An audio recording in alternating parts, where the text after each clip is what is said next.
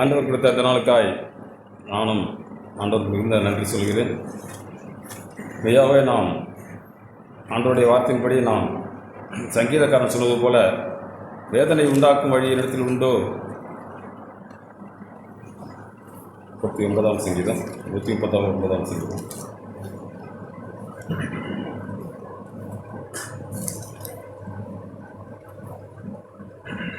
தேவனே 139 தேவனே, என்னை ஆராய்ந்து என் இருதயத்தை அறிந்து கொள்ளும், என்னை சோதித்து என் சிந்தனைகளை அறிந்து கொள்ளும். வேதனை உண்டாக்கும் வழி என்னிடத்தில் உண்டோ என்று பார்த்து நித்திய வழியிலே என்னை நடத்தும். ஆமென். இப்படி நம்முடைய வாழ்க்கையில் நாம் தாவீதை போல எத்தனையோ காரியங்களில் நம்மிடத்தில் ஆண்டவருக்கு பிரியமில்லாத, ஆண்டவரை வேதனைப்படுத்தக்கூடிய வழிகள் என்னிடத்தில் இருக்க, ஆண்டவரே என்னை திருத்தி சீர்படுத்தி நான் நித்திய வழியிலே நடக்க எனக்கு உதவி செய்யுங்க அப்படின்னு சொல்லி நாம் இருதயங்களை ஆண்டவர் பட்சமாய் திருப்புவோம். இப்படி நாம் ஆண்டவர் பட்சமாய் திருப்பி நாம் ஆண்டவரை தேடும் பொழுது பரிசுத்த ஆவியானவர் மெய்யாகவே நம்மை உற்சாகப்படுத்தி உணர்வுபடுத்தி ஆண்டவருக்குன்னு நம்மை நிமிர்ந்து நடக்க செய்வார். நாம் தொடர்ந்து இந்த நாளில் கூட தேவனுடைய வல்லமையை பெற்றுக்கொண்டு வாழவே நாம் விரும்பணும். அப்போஸ்தலர் நடவடிக்கை புத்தகம் 1ஆம் அதிகாரம் இப்படி காரியங்கள் பரிசுத்த ஆவியானவர்கள் எழுதியிருக்கிறார்கள். அப்போஸ்தலர் 1ஆம் அதிகாரம்.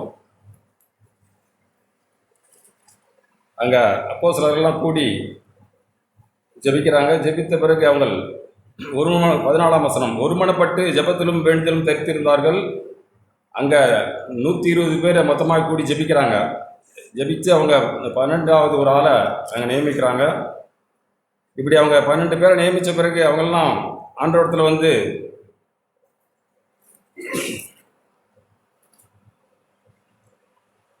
அவங்க ஜெபிக்கிறாங்க. ஜெபிக்கும்போது 6ஆம் வசனம், அப்பொழுது கூடியிருந்தவர்கள் அவரை நோக்கி, ஆண்டவரே, இக்காலத்தில் ராஜ்யத்தை இஸ்ரவேலுக்கு திரும்ப கொடுப்பீர் என்று கேட்டார்கள். அதற்கு அவர், பிதாவானவர் தம்முடைய ஆதீனத்திலே வைத்திருக்கிற காலங்களையும் வேலைகளையும் அறிகிறது உங்களுக்கு அடுத்ததல்ல.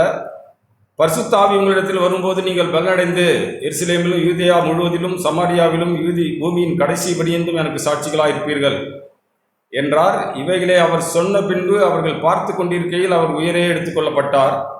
அவர்கள் கண்களுக்கு முன்பாக மறைவான ஒரு மேகம் அவரை எடுத்துக்கொண்டது. இப்படி இயேசு கிறிஸ்து இந்த பூமியிலே உயிரோடு வந்து, நீங்கள் பரிசுத்த ஆவியினால் நிரப்பப்பட்ட பிறகு நீங்கள் எனக்காக சாட்சிகளாய் வாழ்வீர்கள் அப்படின்னு சொல்லி அங்கே அவர்களை சீஷர்களை ஆசீர்வதிக்கிறாங்க. ஆசீர்வதித்த பிறகு அவங்க அதுக்கு பிறகுதான் அவங்களுடைய சீஷருடைய காரியங்கள் எல்லாம் மாறுது. 3ஆம் அதிகாரம் 1ஆம் வசனத்தில் இப்படி, பேதுரும் யோவானும் தேவாலயத்துக்கு போகிறாங்க. அப்பொழுது தாயின் வயிற்றிலிருந்து சப்பானியாய் பிறந்த ஒரு மனுஷனை சுமந்து கொண்டு வந்தார்கள். தேவாலயத்திலே பிரவேசிக்கிறவரிடத்தில் பிச்சை கேட்கும்படி நாள்தோறும் அவனை அலங்கார வாசல் என்னப்பட்ட தேவாலய வாசலண்டிலே வைப்பார்கள். அப்பொழுது அவன் எப்பொழுதும் வழக்கமாய் அவர்கள் வருகிற அந்த ஆலயத்துக்கு வருகிறவங்க தனக்கு காசு கொடுப்பாங்க அப்படின்னு சொல்லி எப்பொழுதும் வழக்கமாக செய்கிற காரியங்களை அங்கே செய்கிறாங்க. தேவாலயத்திலே பிரவேசிக்க போகிற பேதுரும் யோவானையும் அவன் கண்டு பிச்சை கேட்டான். அந்த மனுஷன் கண்டு, சுமந்து கொண்டு வந்த சப்பானி பேதுருவும் யோவானையும் கண்டு பிச்சை கேட்டான். பேதுரு யோவானும் அவனை நோக்கி அவனை உற்று பார்த்து, எங்களை நோக்கிப்பார், எங்களை நோக்கிப்பார். உடனே அவன் அவர்களிடத்தில் ஏதாவது கிடைக்கும் என்று எண்ணி அவர்களை நோக்கி பார்த்தான். அப்பொழுது பேதுரு, வெள்ளியும் பொன்னும் என்னிடத்தில் இல்லை, என்னிடத்தில் உள்ளதை உனக்கு தருகிறேன். நசரனாகிய இயேசு கிறிஸ்து நாமத்தினாலே நீ எழுந்து நட என்று சொல்லி வலது கையினாலே அவனை பிடித்து தூக்கிவிட்டான். உடனே அவனுடைய கால்களும் கரடுகளும் பலன் கொண்டது. அவன் குதித்து எழுந்து நின்று நடந்தான். நடந்து குதித்து தேவனை துதித்து கொண்டு அவர்களிடையே கூட தேவாலயத்திற்குள் பிரவேசித்தான்.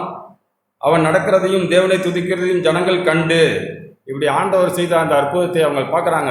சீஷருக்கு செய்த அற்புதத்தை ஆண்டவர் பரிசுத்த ஆவியை அவங்களுக்கு கொடுத்த பிறகு தேவனுடைய வல்லமையை பெற்றுக்கொண்டு அவர்கள் வாழும்பொழுது அவங்களுக்குள்ள பணமோ மற்ற காசோ கிடையாது. அந்த சப்பானிக்கு அவங்க கொடுக்க நினச்சி அவங்க சொன்னது, நீ என்னை நோக்கி பார் அப்படின்னோடனே அந்த சப்பானி ஏதாவது பணம் கொடுப்பாங்களான்னு சொல்லி நோக்கி பார்க்குறான். பார்க்கும்போது தான் அவன் பேதுரு சொல்கிறாரு, வெள்ளியும் பொண்ணும் என்னிடத்தில் இல்லை, என்னிடத்தில் உள்ளதை உனக்கு தருகிறேன். அப்படி என்னிடத்தில் உள்ளதை உனக்கு தருகிறேன்னா நம்ம ஐயாவே தேவனுடைய வல்லமை, தேவனுடைய பலன், தேவனுடைய சத்துவம். ஆண்டவரே, என்னிடத்தில் உள்ள தேவ வல்லமையினாலே இந்த மனுஷன் சுகம் பெற்று எழுந்து வரணும். பேதுரோட எண்ணமெல்லாம் தான் இருக்கு. ஆண்டவரே, நான் உம்முடைய வல்லமையை அந்த மனுஷனுக்கு கொடுக்க போற ஆண்டவரே. இப்போ அவன் எழுந்து நடந்து உம்முடைய நாமத்தை மையப்படுத்த உதவி செய்யும் சொல்லி இருதயத்திலே எண்ணி, நான் என்னிடத்தில் உள்ளதை உனக்கு தருகிறேன், நசரனாகிய இயேசு நாமத்தினாலே நீ எழுந்து நட என்று சொல்லி, இப்படி தேவனுடைய வல்லமை பெற்ற பேதுரும் யோவானும் அங்கே சப்பானியை குணப்படுத்தி ஆண்டவருக்குன்னு அவனை ஆண்டவருடைய நாமத்தை மையப்படுத்த அங்கே காரியங்கள் செய்கிறாங்க. இப்படி நம்முடைய வாழ்க்கையிலையும் நாம் தேவனுடைய வல்லமை பெற்றுக்கொண்டு, ஆண்டவரே என்னுடைய வாழ்க்கையிலே வருகிற சின்ன சின்ன காரியங்களிலே நான் சோர்ந்து போகாததுக்கு உதவி செய்யுங்க. என்னுடைய கால்களும் கரடாக இருக்க ஆண்டவரே, என்னுடைய எண்ணமும் அப்படி கரடாக இருக்க ஆண்டவரே. நான் ஆண்டவரே விரும்புகிறத செய்ய எனக்கு தெரியல ஆண்டவரே, விரும்பாததை நான் செய்கிறேன் ஆண்டவரே. என்னை நீங்கள் விரும்புகிற காரியங்கள் செய்ய என்னை பழகுவீங்க. வேதனை உண்டாக்கும் வழி இடத்தில் இருக்க ஆண்டவரே, நான் மனம் திறந்து சொல்கிறேன், என்னை மன்னிச்சிருங்க ஆண்டவரே. எனக்கு நீங்கள் கொடுத்த அந்த புது வாழ்க்கைக்காக நன்றி ஆண்டவரே. நீங்கள் இப்போ என்னை உங்களுடைய ஆவியினாலே நிரப்பணும். இப்படி சின்ன மனிதர்களாக நம் இருதயத்திலே தேவனுடைய வல்லமையின் ஆவியானவர் இருந்தால் போதுங்க, பெரிய காரியங்களை செய்ய தேவன் நமக்கு உதவி செய்வார். ஆண்டவரே, ஆவியானவரே, நீர் எங்கள் இருதயத்திலே வந்து என்னை பிரகாசிக்க செய்ய ஆண்டவரே. பேதுரும் யோவானும் ஒன்றுமே செய்யல, எங்களிடத்தில் ஒன்றுமில்லை, ஆனால் எங்களிடத்தில் உள்ளதை உனக்கு தருகிறேன் அப்படின்னு சொல்லி தங்கள் இருதயங்களில் இருந்த பரிசுத்தாவின் வல்லமையினாலே அந்த மனுஷனை தூக்கி சுகமடைய செய்து தேவனுடைய நாமத்தை மையப்படுத்துனாங்க. அதுபோல் நம்மளோட வாழ்க்கையில் நம்முடைய அலசடிப்படுகிற சின்ன சின்ன தோல்விகளில் பலவீனங்களில் நாம் சோர்ந்து போகாமல், ஆண்டவரே உம்முடைய காரியங்களை நான் புரிந்து கொள்ளத்தக்க இருதயத்தை எனக்கு தாரும். இப்படி நாம் ஆண்டவரை நாம் புரிந்து கொண்டு வாழ நாம் பழகணுங்க. நான் கடந்த நாளில் அப்படி தான் தாவீது ஓடி போகிறாரு. ஓடி போய் அந்த கோலியாத்தை அடிக்க போகும்போது அவர் ஆத்தங்கரையில் போய் கூழாங்கல்லை தேர்ந்தெடுக்கிறார். 5 கூழாங்கல்லை தேர்ந்தெடுக்கிறார். 5 கூழாங்கல் போதுன்னு நினச்சிக்கிட்டு அவர் எடுக்கிறாரு. ஆனால் அங்கே அவனுக்கு தேவைப்பட்டதெல்லாம் ஒரே ஒரு கூழாங்கல். தேவனுடைய வல்லமையினாலே தாவீது கோலியாத்தை ஜெயிச்சது போல, ஆண்டவருடைய வல்லமையினாலே பிசாசை இயேசு ஜெயிச்சது போல, தேவனே நம்முடைய வல்லமை எங்களுக்கு தாங்க ஆண்டவரே. என்னை போலவே இந்த பூமியிலே வந்து எனக்காய் முன்மாதிரியாக வந்த இயேசுவே, நாங்கள் உங்களை நோக்கி பார்த்து பிரகாசமுடைய உதவி செய்யுங்க. எங்களுடைய வாழ்க்கையிலே அன்றாட வாழ்க்கையிலே அலசடிப்படுற ஆண்டவரே, பலவீனப்படுற ஆண்டவரே, எங்களுக்கு விசுவாசத்தின் அந்த தைரியம் உண்டாக மாட்டேங்குது ஆண்டவரே. உம்மை நோக்கி பார்க்க எங்களுடைய இருதயம் தவறுகிறது ஆண்டவரே. என்னை மன்னியும், எங்களை மன்னியும். உம்மை நோக்கி பார்த்து என் வாழ்க்கையில் நான் பிரகாசம் அடையணுமே, உங்களுடைய வல்லமையை பெற்றுக்கொண்டு வாழணுமே ஆண்டவரே. நான் அந்த சின்ன மனுஷன் சொல்லி என்னையே நான் அப்படி நொந்து அப்படிலாம் இல்லைங்க. தாவீது சின்ன பையன். அங்கே போனவொடனே அவனுடைய இருதயத்தில் தேவ வைராக்கியம் வந்தது. இஸ்ரவேலிலும் தேவன் ஒருவர் உண்டென்று நீ அறியணும் அப்படின்னு சொல்லி ஜனங்கள் அறியணும் என்று சொல்லி வைராக்கியமாய் அந்த கோலியாத்தை தேவனுடைய வல்லமையினாலே ஜெயித்தது போல நம்முடைய வாழ்க்கையில் வருகிற சின்ன சின்ன பிரச்சனைகளிலும் ஆண்டவரே காரியங்களிலே நான் ஜெயிக்கணுமே, எனக்கு நீடிய பொறுமையை தாங்க ஆண்டவரே, நான் கற்றுக்கொள்ள வந்திருக்கேன், எனக்கு உதவி செய்யுங்க அப்படின்னா மெய்யாவே தேவன் நம்முடைய ஆவியை நமக்கு தந்து நமக்கு கற்றுக் கொடுப்பாருங்க. யாக்கோபு எழுதின புஸ்தகம், யாக்கோபு நிறுவனம்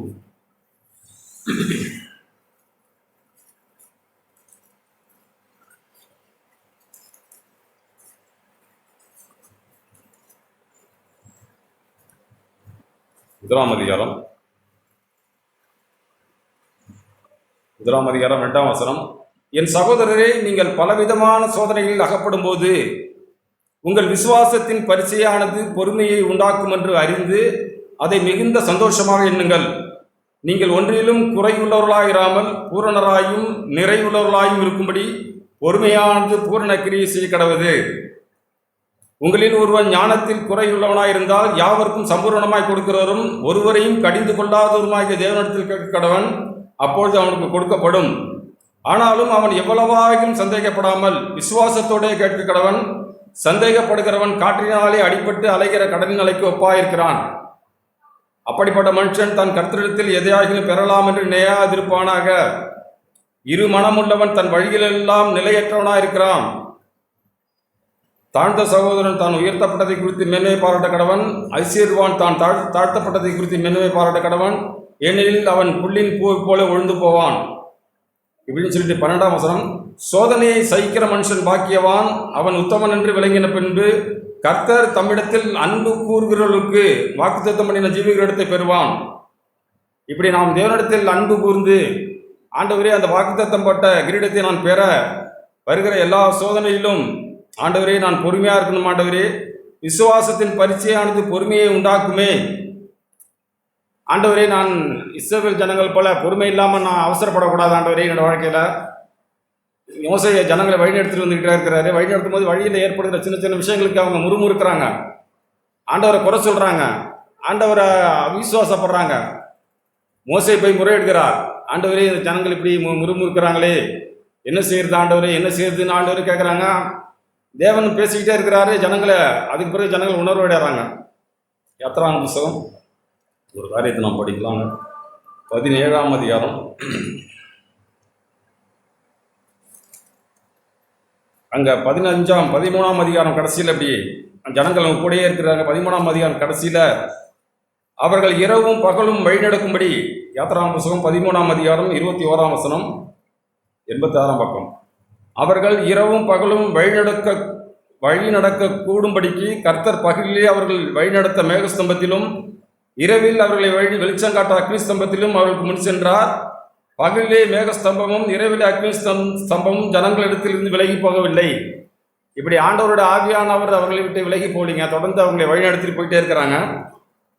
போகும்போது ஆண்டவர் சொல்றாரு, நான் பார்வோனுடைய இதயத்தை கடினப்படுத்தி அவன் மூலமாய் அவனுடைய இராணுவத்தாலே நான் மகிமைப்படுவேன், அவனுடைய மனசை நான் வேறுபடுத்துன்னு சொல்லி பார்வோன தேவன் கடினப்படுத்துகிறார். தன்னுடைய காரியங்கள் எல்லாம் ஆண்டவர் பார்வோன் மூலமாய் செய்கிறாங்க. அங்கே சொல்றது, அங்கே காரியங்கள் மோசே சொல்ற காரியங்கள் எல்லாம் பார்வோனுடைய ஜனங்களுக்கு எகிப்தியருக்கு நடக்குது. அதுக்கு பிறகு அப்படி 14ஆம் வசனம் 25ஆம் வசனம், அப்போது எகிப்தியர் இஸ்ரவேலை விட்டு ஓடி போவோம், கர்த்தர் அவர்களுக்கு துணை செய்து எகிப்தியருக்கு விரோதமாக யுத்தம் பண்ணுகிறார் என்றார்கள். அங்கே எகிப்தியர் அவங்கள மேற்கொள்ள பார்க்குறாங்க, மேற்கொள்ள முடியல. அவங்க சொல்கிற வார்த்தை பாருங்க, 25ஆம் வசனம் நடுப்பகுதி, எகிப்தியர் இஸ்ரவேலரை விட்டு ஓடி போவோம், கர்த்தர் அவர்களுக்கு துணை நின்று எகிப்தியருக்கு விரோதமாக யுத்தம் பண்ணுகிறார் என்றார்கள். கர்த்தர் தான் அங்கே யுத்தம் பண்ணுறாங்க. தம்முடைய ஜனங்களுக்கு நேராய், தம்முடைய ஜனங்களுக்கு வழியாய் ஆண்டவர் காரியங்களை செய்கிறாங்க, அவங்களுக்கு உதவி செய்கிறாங்க, யுத்தம் பண்ணுகிறார். இஸ்ரவேல் புத்திரரோ சமுத்திரத்தின் நடுவாக வட்டாந்திரன் வழியாக நடந்து போனார்கள். அவங்க நடந்து போகும்போது அவர்களுடைய இடதுபுறத்திலும் ஜலம் அவர்கள் மதிலாக நின்றது. ஜனங்கள் கடலில் நடந்து போகும்போது ஆண்டவர் தண்ணியை இப்படி அவர்களுக்கு மதிலாய் நிற்க வச்சு தரையிலே நடந்து போகிறாங்க. அநேக அற்புத காரியங்களை செய்தும் அவங்களுடைய இருதயம் சோர்ந்து போயிடுது. அவங்க என்ன கேட்குறாங்கன்னா, கடைசியில் எங்களுக்கு சாப்பாடு கிடைக்கலையே அப்படின்னு சொல்லி அவங்க முறுமுறுக்கிறாங்க. 16ஆம் அதிகாரம்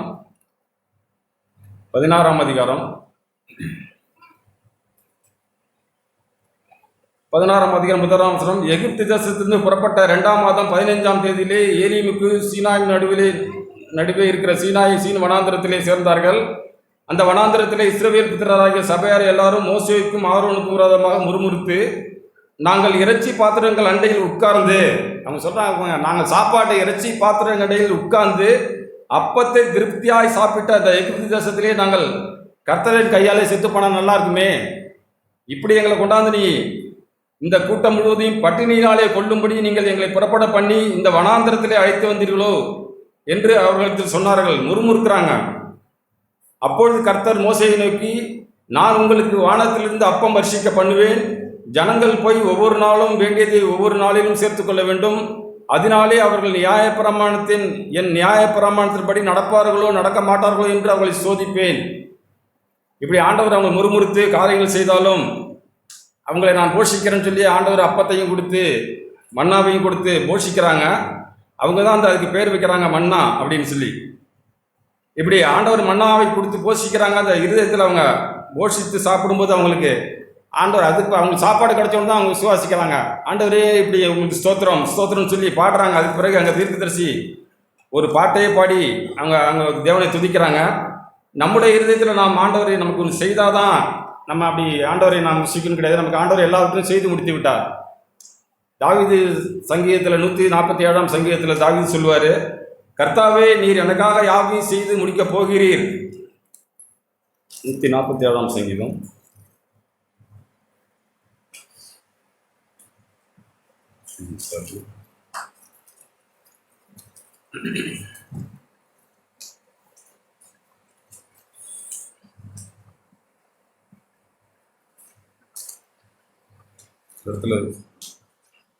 கர்த்தாவே நீர் எனக்காக யாவையும் செய்து முடிக்க போகிற கர்த்தர் சொல்லி அங்கே அவர் சொல்லுவார்.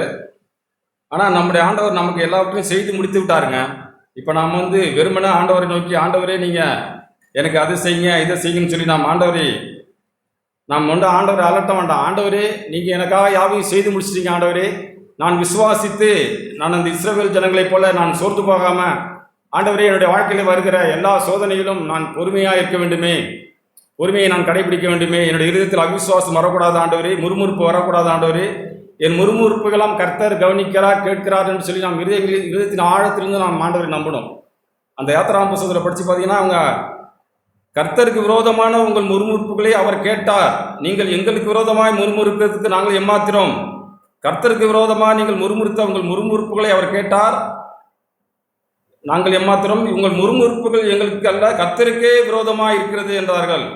அந்த வசனத்தில் 6, 7, 8 வசனத்தில் திரும்ப திரும்ப மோசே தான் சொல்லுவார், ஆண்டவரை நீங்கள் ஆண்டவரை பார்த்து முறுமுறுக்காதீங்க, ஆண்டவர் இவ்வளவு தூரம் நம்மை நடத்தி வந்த ஆண்டவர், நம்முடைய விசுவாசத்தில் நாம் தைரியமாய் ஆண்டவரை பின்பற்றி வரணும், நாம் ஆண்டவரை நோக்கி பார்க்கணும், ஆண்டவரே உங்களுடைய வல்லமையை எங்கள் மேல் தரிப்பிக்க பண்ணுங்க, ஆண்டவரே எங்களை வாழ்க்கையில் நாம் ஆரம்பத்தில் இருந்து போல குந்தி நடவாமல், ஆண்டவரே எங்களை தலையிலே நிமிர்த்தி நடக்க செய்திருக்கிறீரே, உண்மை துதிக்கவும் உண்மை பாடவும் நீர் எங்களை அழைச்சிருக்கீங்க, ஆண்டவரே நாங்கள் உண்மை கனம் பண்ண உதவி செய்யுங்க, உண்மை தேட உதவி செய்யுங்க அப்படின்னு சொல்லி நாம் இதயங்களை ஆண்டவர் பட்சமாக திருப்பணம்னா மெய்யாகவே நம் ஆண்டவர் நம்மோடு கூட தொடர்ந்து பேசுவாருங்க. லூக்கா எழுதின சுவிசேஷம் 23ஆம் அதிகாரம்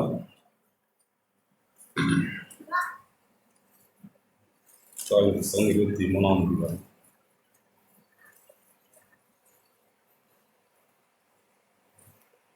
நம்ம இந்த சம்பவத்தை எத்தனை முறை கேட்டிருக்கோம், படித்து கேட்டிருக்கோம், நிறைய அருமை பல கோணத்தில் நாம் கேட்டிருக்கோம். அங்கே இயேசுவை சிலுவையில் இறறாங்க. சிலுவையில் அறைந்தபோது அவரோடு கூட 2 கல்லர்களையும் சிலுவையில் அறைகிறாங்க. 39ஆம் வசனம். அன்றையும் சிலுவையில் அறையப்பட்டிருந்த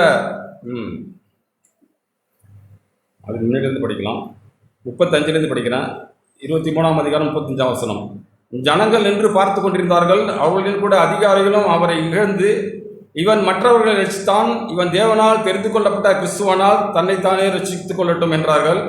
போர்ச்சவரும் அவரிடத்தில் சேர்ந்து அவருக்கு காடியை கொடுத்து, நீ யூதரின் ராஜாவானால் உன்னை ரட்சித்துக்கொள் என்று அவரை பரியாசம் பண்ணினார்கள்.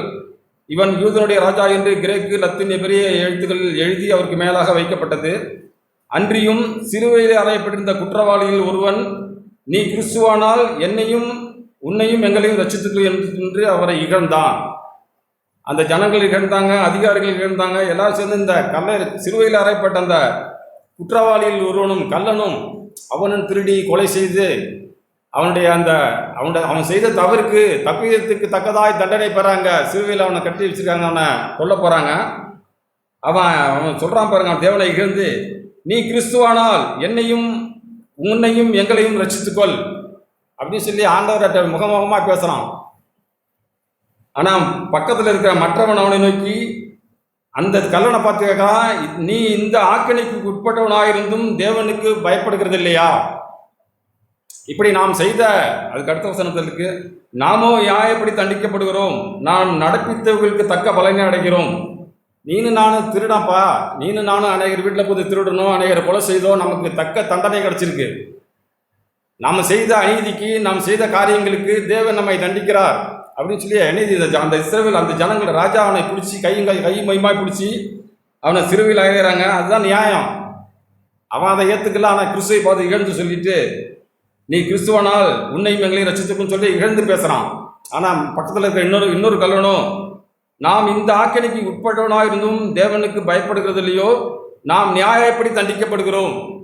நம்மளோட வாழ்க்கையில் நாம், ஆண்டவரே எனக்கு வருகிற எல்லா சோதனையும் சூழ்நிலையும் நான் சிறப்படணும் ஆண்டவரே, நான் செம்மைப்படணும், நான் நல்லா ஆகணும் ஆண்டவரே, எனக்கு நீங்கள் உதவி செய்யுங்க ஆண்டவரே, என்னுடைய காரியங்களை நீங்கள் எனக்கு விளங்க செய்யுங்க, நான் உன்னுடைய ஆவியை பெற்றுக்கொண்டு பூமியிலே சாத்தானை ஜெயிக்க உங்களுடைய வல்லமை எனக்கு தாங்க ஆண்டவரே, உங்களுடைய வல்லமை இல்லாமல் வாழ்வது பிரயோஜனமில்லாத ஒரு வாழ்க்கை ஆண்டவரே, கிறிஸ்து இயேசுவிலே நீர் என்னை ஆண்டவரை முன்குறித்திருக்கிறீரே, உலக தோற்றத்துக்கு முன்னமே என்னுடைய தாயின் கற்பத்திலே நீர் என்னை உமக்கென்று வேறு பிரித்தீங்களா ஆண்டவரே, இந்த மென்மையான வாழ்க்கை வாழ எனக்கு கற்றுத்தாரும் அப்படின்னு சொல்லி நம்ம ஆண்டவரத்தில் ஆண்டவரை பார்த்தா போதுங்க. இந்த கள்ளன் செய்கிற அடுத்த வேலை பாருங்க, அடுத்து என்ன செய்கிறார் பாருங்க. அவனை கண்டித்துக் கொள்கிறார். நாம் நடப்பித்தவைகளுக்கு தக்க பலனை அடைகிறோம், இவரோ தகாதது ஒன்றையும் நடப்பிக்கவில்லை என்று சொல்லி அவனை கடிந்து கொண்டு சாக போகிற கல்லனுடைய இருதயம் மாற்றப்பட்டு அவன் கூட்டாளி கடிந்து கொண்டுங்கன்னா தைரியமே பேசுகிறான். ஏண்டா நீனு நானும் செய்த தப்புக்கு நமக்கு தண்டனை கிடச்சிருக்கு, நியாயப்படி நம்ம தண்டிக்க வேண்டிய மனிதர்கள், இவரோ தகாததொன்றையும் நடப்பிக்கவில்லையே.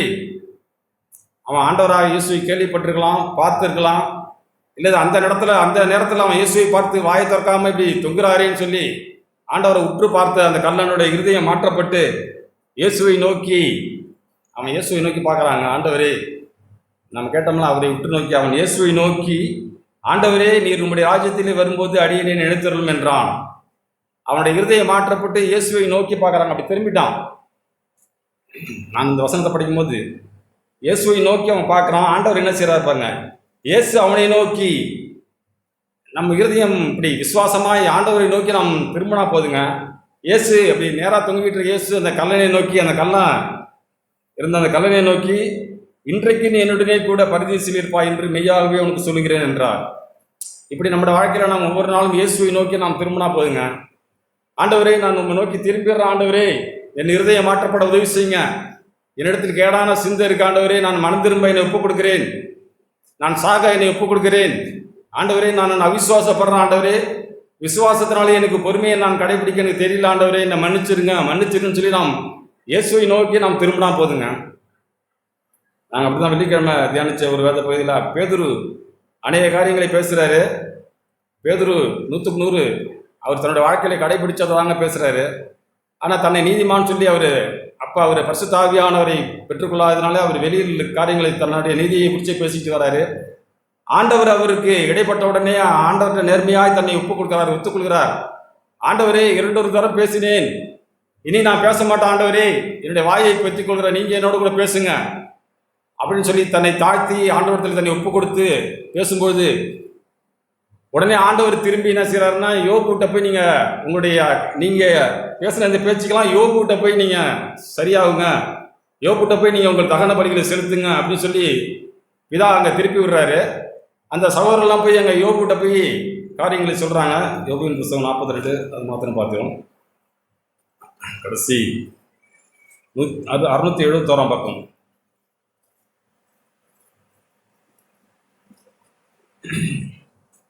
அவர் அதான் சொல்றாரு.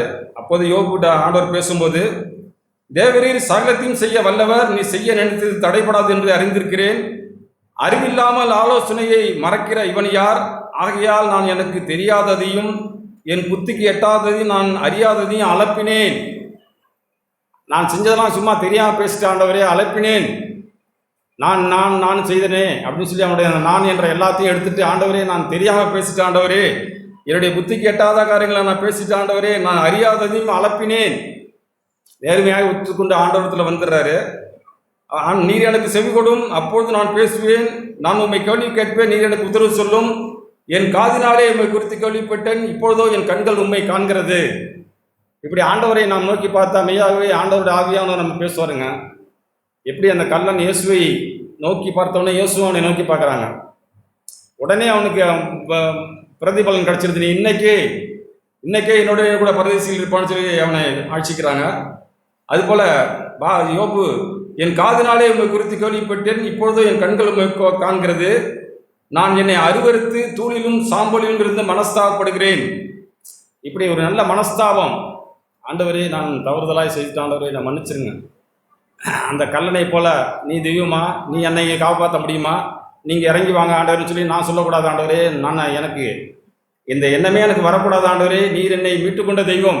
என்னுடைய விசுவாசத்தில் நான் இன்னும் ஒரு படி முன்னேறி அந்த கல்லனை போல, ஆண்டவரே என்னை மன்னியும், எனக்கு என்னோட வாழ்க்கையில் வருகிற எல்லா சோதனையும் நீர் என்னை செம்மையாய் மாற்ற அனுமதிக்கிறீங்க. ஆண்டவரே, என்னிடத்தில் உள்ள களிம்பு நீங்கள் உதவி செய்வீங்க. ஆண்டவரே, நான் மனம் திரும்பி இடத்துல வர என்னை ஒப்புக் கொடுக்கிறேன், நான் உம்மை நோக்கி பார்க்கிறேன் அப்படின்னோடனே, இப்பொழுது என் கண்ணு உம்மை நோக்கி காண்கிறது, நான் மனஸ்தாபப்படுகிறேன் சொன்ன உடனே ஆண்டவர் சொல்றாரு பாருங்க. கர்த்தர் இந்த வார்த்தைகளை யோபோடு பேசின பின்பு கர்த்தர் தோமானியான எலிப்பாசை நோக்கி, உன்மேலும் உன் 2 சிநேகிதர்களும் எனக்கு கோபம் மூழ்கிறது. ஆண்டவருக்கு தானே அவங்க 2 பேரும் சப்போர்ட்டா பேசுறாங்க. ஆண்டவர் அப்படி இப்படி, ஆண்டவர் உயர்ந்தவர், ஆண்டவருடைய நீதிகளை பேசின அந்த மனுஷர்கள் மேல ஆண்டவரே கோவப்படுறாங்க. சும்மா ஆண்டவரை நம்ம அப்படி அவங்க ஐஸ் வைக்கிறது போல, ஆண்டவர் அப்படி நீ செய்த பாவம் தான் உன்னை தண்டிச்சுன்னு சொல்லி யோபு அப்படி அவங்க காரியங்கள் செய்யும்போது ஆண்டவர் அவர்கள் மேலே கோவப்பட்டு, நீங்கள் 7 காளைகளையும் 7 ஆட்டுக்கடாக்களையும் தெரிந்து கொண்டு என் தாசனாக யோபுவிடத்தில் போய் உங்களுக்காக சர்வாக தகன பலிகளை இடுங்கள். ஆண்டவர் சொல்கிறாருங்க, நீங்கள் பலியை எனக்கு செலுத்தாதீங்க, நீங்கள் யோபுவுக்கு செலுத்துங்க அப்படின்னு சொல்லி அவங்க திருப்பி விடுறாங்க. உடனே அவங்க பலியை போய் யோபுவுக்கு செலுத்த போகிறாங்க. இடுங்களேன். என் தாசனாக யோபு உங்களுக்காக வேண்டுதல் செய்வான், நான் அவன் முகத்தை பார்த்து. இப்படி என் தாசனாக யோபு உங்களுக்காக வேண்டுதல் செய்வான், நான் அவன் முகத்தை பார்த்து. ஆண்டவர் யோபுவின் முகத்தை பார்க்குறாருங்க. யோபு இப்போ என்ன சொல்ல போகிறான்? என் தாசனாக யோபு மேல் கவனம் வைத்தாயோ கண் வைத்தாயோன்னு சொல்லி அன்னைக்கு 1ஆம் அதிகாரத்தில் சாத்தான்கிட்ட சுட்டி காட்டின அந்த ஆண்டவர் இப்போ மன்னிக்கிறாரா, இல்லை யோபு என்ன செய்ய சொல்ல போகிறாருன்னு சொல்லி யோபு என்ன பிரதிபா அவனுடைய இருதயத்திலிருந்து என்ன வரும்னு சொல்லி ஆண்டவர் யோபுவின் முகத்தை பார்க்குறாருங்க. யோபுவின் முகத்தை பார்த்தார். என் தாசனாக யோபுவும் உங்களுக்காக வேண்டுதல் செய்வான், நான் அவன் முகத்தை பார்த்து உங்களை உங்கள் புத்தியனத்துக்கு தக்கதாக நடத்தாதிருப்பேன் அப்படின்னு சொல்லிட்டு ஆண்டவர் யோபுவின் முகத்தை பார்க்குறாரு. உடனே யோபு அவர்களுக்காக மன்னிக்கிறாருங்க, ஜெபிக்கிறாரு. ஜெபம் பண்ண பிறகுதான் என் தாசனாக யோபு பேசுனது போல என்னை குறித்து நிதானமாய் பேசவில்லை என்றார்.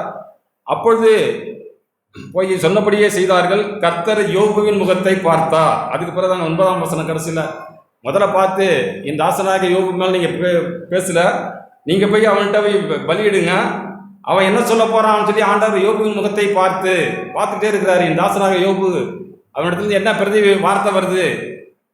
உடனே யோபு அவர்களை மன்னிச்சு மறந்து அவன் காரியங்களே விட்டுடுறாருங்க. அப்பொழுது கர்த்தர் யோபுவின் முகத்தை பார்த்தார். யோபு தன் சிநேகத்திற்காக வேண்டுதல் செய்தபோது கர்த்தர் அவன் சிறையிருப்பை மாற்றினார். இப்படி யோபுவுடைய ஆசீர்வாதத்துக்கு முக்கியமான காரணமே அவர்களை விடுதலை பண்ணிட்டாருங்க. தனக்கு விரோதமாய் தன்னை நிந்தித்த, தன்னை அப்படி இப்படின்னு தூஷித்த, ஒன்றுமில்லாத நேரத்தில் எல்லாமே அவனுக்கு அழிஞ்சு போச்சு, எல்லாமே அவனுக்கு போச்சு. இப்போ கூட இருக்கிற கூட்டாளிகள் அவனுக்கு ஆறுதல் சொல்லியிருக்கணும். ஆறுதல் சொல்ல வந்தவங்க தான் அவனை தூஷித்து, அவனை நீ அப்படி அப்படி அப்படின்னு சொல்லி காரியங்கள் செய்து அவனை மடங்கடிச்சு எல்லாமே செய்த பிறகு அவனுடைய இருதயம் எப்படி இருக்குன்னா மென்மையாக இருக்குங்க. ஆண்டவரே, இவர்கள் அறியாமல் செய்கிறார்கள், தாங்கள் செய்வது இன்னதென்று அறியாது இருக்கிறார்கள், இவர்களுக்கு மன்னியும் என்ற சேவானின் ஆவியோடு கூட அங்கே யோபு மன்னிக்கிறாருங்க. மன்னிச்சோடனே யோபு தன் சிநேகத்திற்காக வேண்டுதல் செய்த போது கர்த்தர் அவன் சிறையிருப்பை மாற்றினார். இப்படி நம்முடைய வாழ்க்கையில் நாம் எப்பொழுதுமே பிறரை நாம் இருதயத்தில் சுமந்து நாம் அவர்களுக்காக ஜெபிக்கலாம். நம் இருதயத்தை எப்பொழுதும் ஆண்டவர் பட்சமாக திருப்பி, ஆண்டவரே நான் நம்ம நோக்கி பார்க்க உதவி செய்யுங்க, நான் எப்பொழுதும் பூமிக்குரியதை நாளாவதற்கு உதவி செய்யுங்க, ஆண்டவரே நான் என்னையே நோக்கி பார்க்க உதவி செய்யுங்க, இடத்துல உள்ள அவிசுவாசத்தை எடுத்துப்பட உதவி செய்யுங்க, விசுவாசித்து வாழ உதவி செய்யுங்க, நம்முடைய தேவ வல்லமை நான் பெற்றுக்கொள்ள உதவி செய்யுங்க. ஆவியானவரே, என்னிடத்தில் உள்ளதை எனக்கு காட்டுங்க ஆண்டவர், இடத்துல அசிங்கங்களெல்லாம் வெளிக்காட்டுங்க ஆண்டவரே, உம்மை வேதனைப்படுத்தாத, உம்மை வெட்கப்படுத்தாத, உம்மை துக்கப்படுத்தாத காரியங்களை நான் செய்ய எனக்கு அனுக்கிரகம் பண்ணுங்க ஆண்டவரே அப்படின்னு சொல்லி வந்தோம்னா நாம் அந்த இஸ்ரேல் ஜனங்கள் போல நாம் நெருக்கப்படும் போதும் சோதிக்கப்படும் பொழுதும் நான் குறை சொல்ல மாட்டோம். அந்த கல்லணை போல மனம் திரும்பி ஆண்டவரை நோக்கி பார்த்து, ஆண்டவரே எனக்கு இந்த நாளில் கூட என்னோட வாழ்க்கையை முடிய போகுது ஆண்டவரே, ஆகிலும் உங்களுடைய ராஜ்யத்திலே வரும்பொழுது அடியை நினைத்தருன்னு சொன்னா இன்றைக்கே நீ என்னோட கூட பரதேசி இருப்பான்னு சொல்லி அங்கே ஆண்டவர் உடனே அவனை ஆசீர்வதித்து கரம் பிடிச்சி அழைச்சிட்டு போயிறாருங்க. இப்படி நம்மளோட வாழ்க்கையில் நாம் மனம் திரும்பி ஆண்டவரை தேடி நம் இருதயங்களை ஆண்டவர் பட்சமாக திருப்போம். இப்படி அவரை நோக்கி பார்த்தா நம்முடைய முகம் வெட்கப்பட்டே போகாது, நம் இருதயம் சோர்ந்தே போகாது. தொடர்ந்து இப்படி நல்ல வாழ்க்கை வாழ தேவன் நம்ம ஒரு உதவி செய்வார்.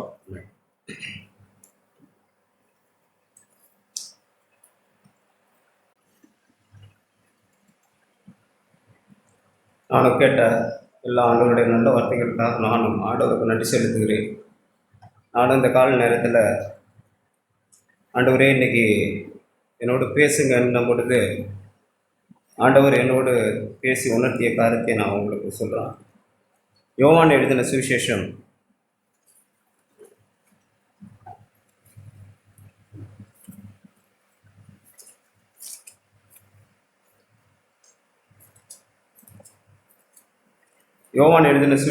7.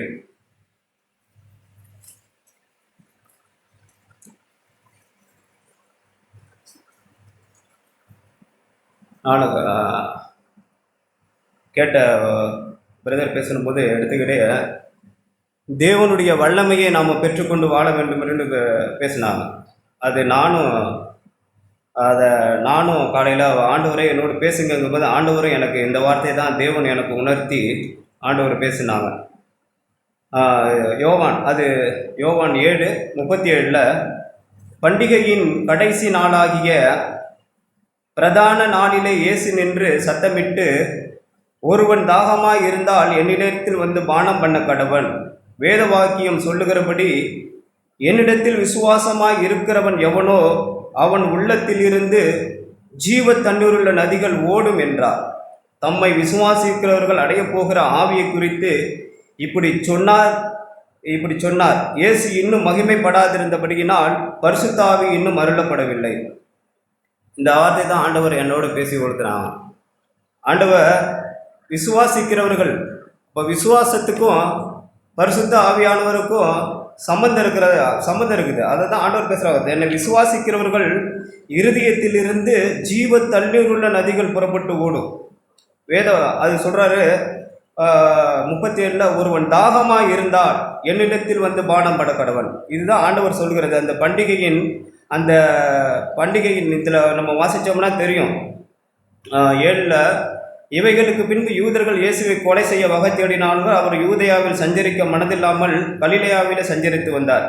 இப்போ அந்த கூடார பண்டிகைக்கு போகும்படிக்கு அவங்களுடைய இயேசுனுடைய 5 அவருடைய சகோதரர் அவரை விசுவாசியாதபடினால் அவங்க என்ன சொல்கிறாங்கன்னா, நீங்கள் பிரபல்யமாக இருக்கிற யாரும் இப்படி அந்தரங்கத்தில் எந்த கிரியும் செய்ய மாட்டாங்க, நீ அந்த பண்டிகைக்கு போனீன்னா நீ அந்த யூதேயாவில் போய் இந்த அற்புதத்தின் இந்த காரியங்கள்லாம் நீ பேசினியா, நீ பிரபல்யமாகும், நீ ஆண்டவரிடத்தில் சொல்கிறாங்க. அவங்க சகோதரர் சொல்கிறாங்க.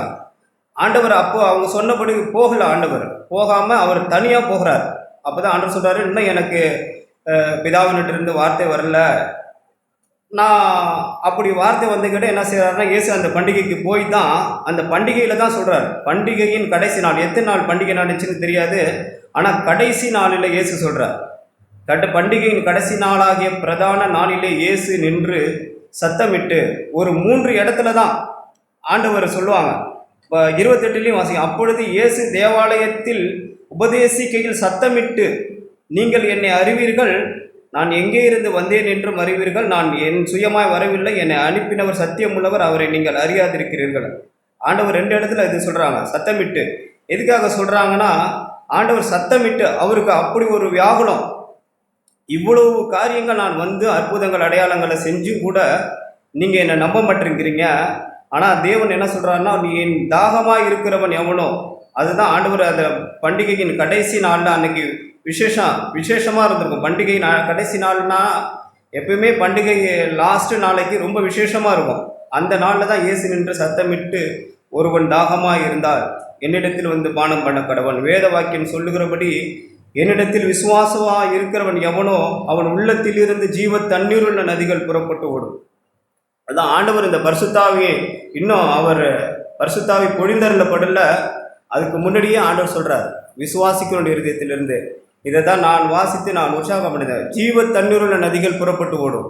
ஜீவ தண்ணீருள்ள நதினா அது எப்படி, அது பாய்ந்து அநேகரே அது ஆசீர்வதிக்கும். ஜீவ தண்ணீருள்ள நதிங்கிறது ஒரு குற்றம் கிடையாது, அது ஓடுகிறது.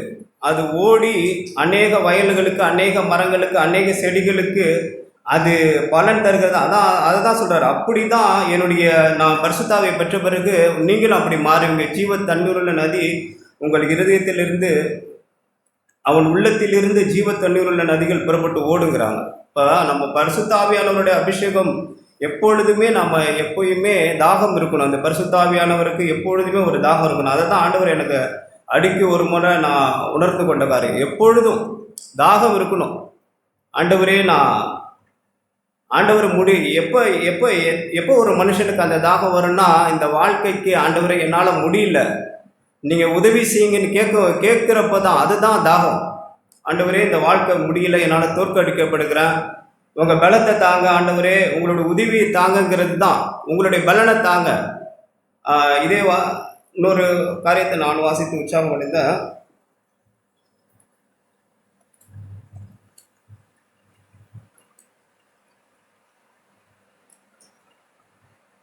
இதே யோவானில் தான் இருக்குது.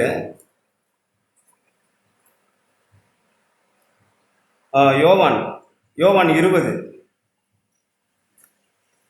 21 இயேசு மறுபடியும் அவர்களை நோக்கி, ஆண்டவர் உயிர்த்தெழுந்த வந்தகிட சீஷர்களை பார்த்து அவங்க சொல்கிறாங்க, இயேசு மறுபடியும் அவர்களை நோக்கி, உங்களுக்கு சமாதானம் உண்டாவதாக, பிதா என்னை அனுப்பினது போல நானும் உங்களை அனுப்புகிறேன் என்று சொல்லி அவர்கள் மேல் ஊதி பரிசுத்த ஆவியை பெற்றுக்கொள்ளுங்கள். எவர்களுடைய பாவங்களை மன்னிக்கிறீர்களோ அவைகள் அவர்களுக்கு மன்னிக்கப்படும், எவர்களுடைய பாவங்களை மன்னியாதிருக்கிறீர்களோ அவைகள் அவர்களுக்கு மன்னிக்கப்படாதிருக்கும்.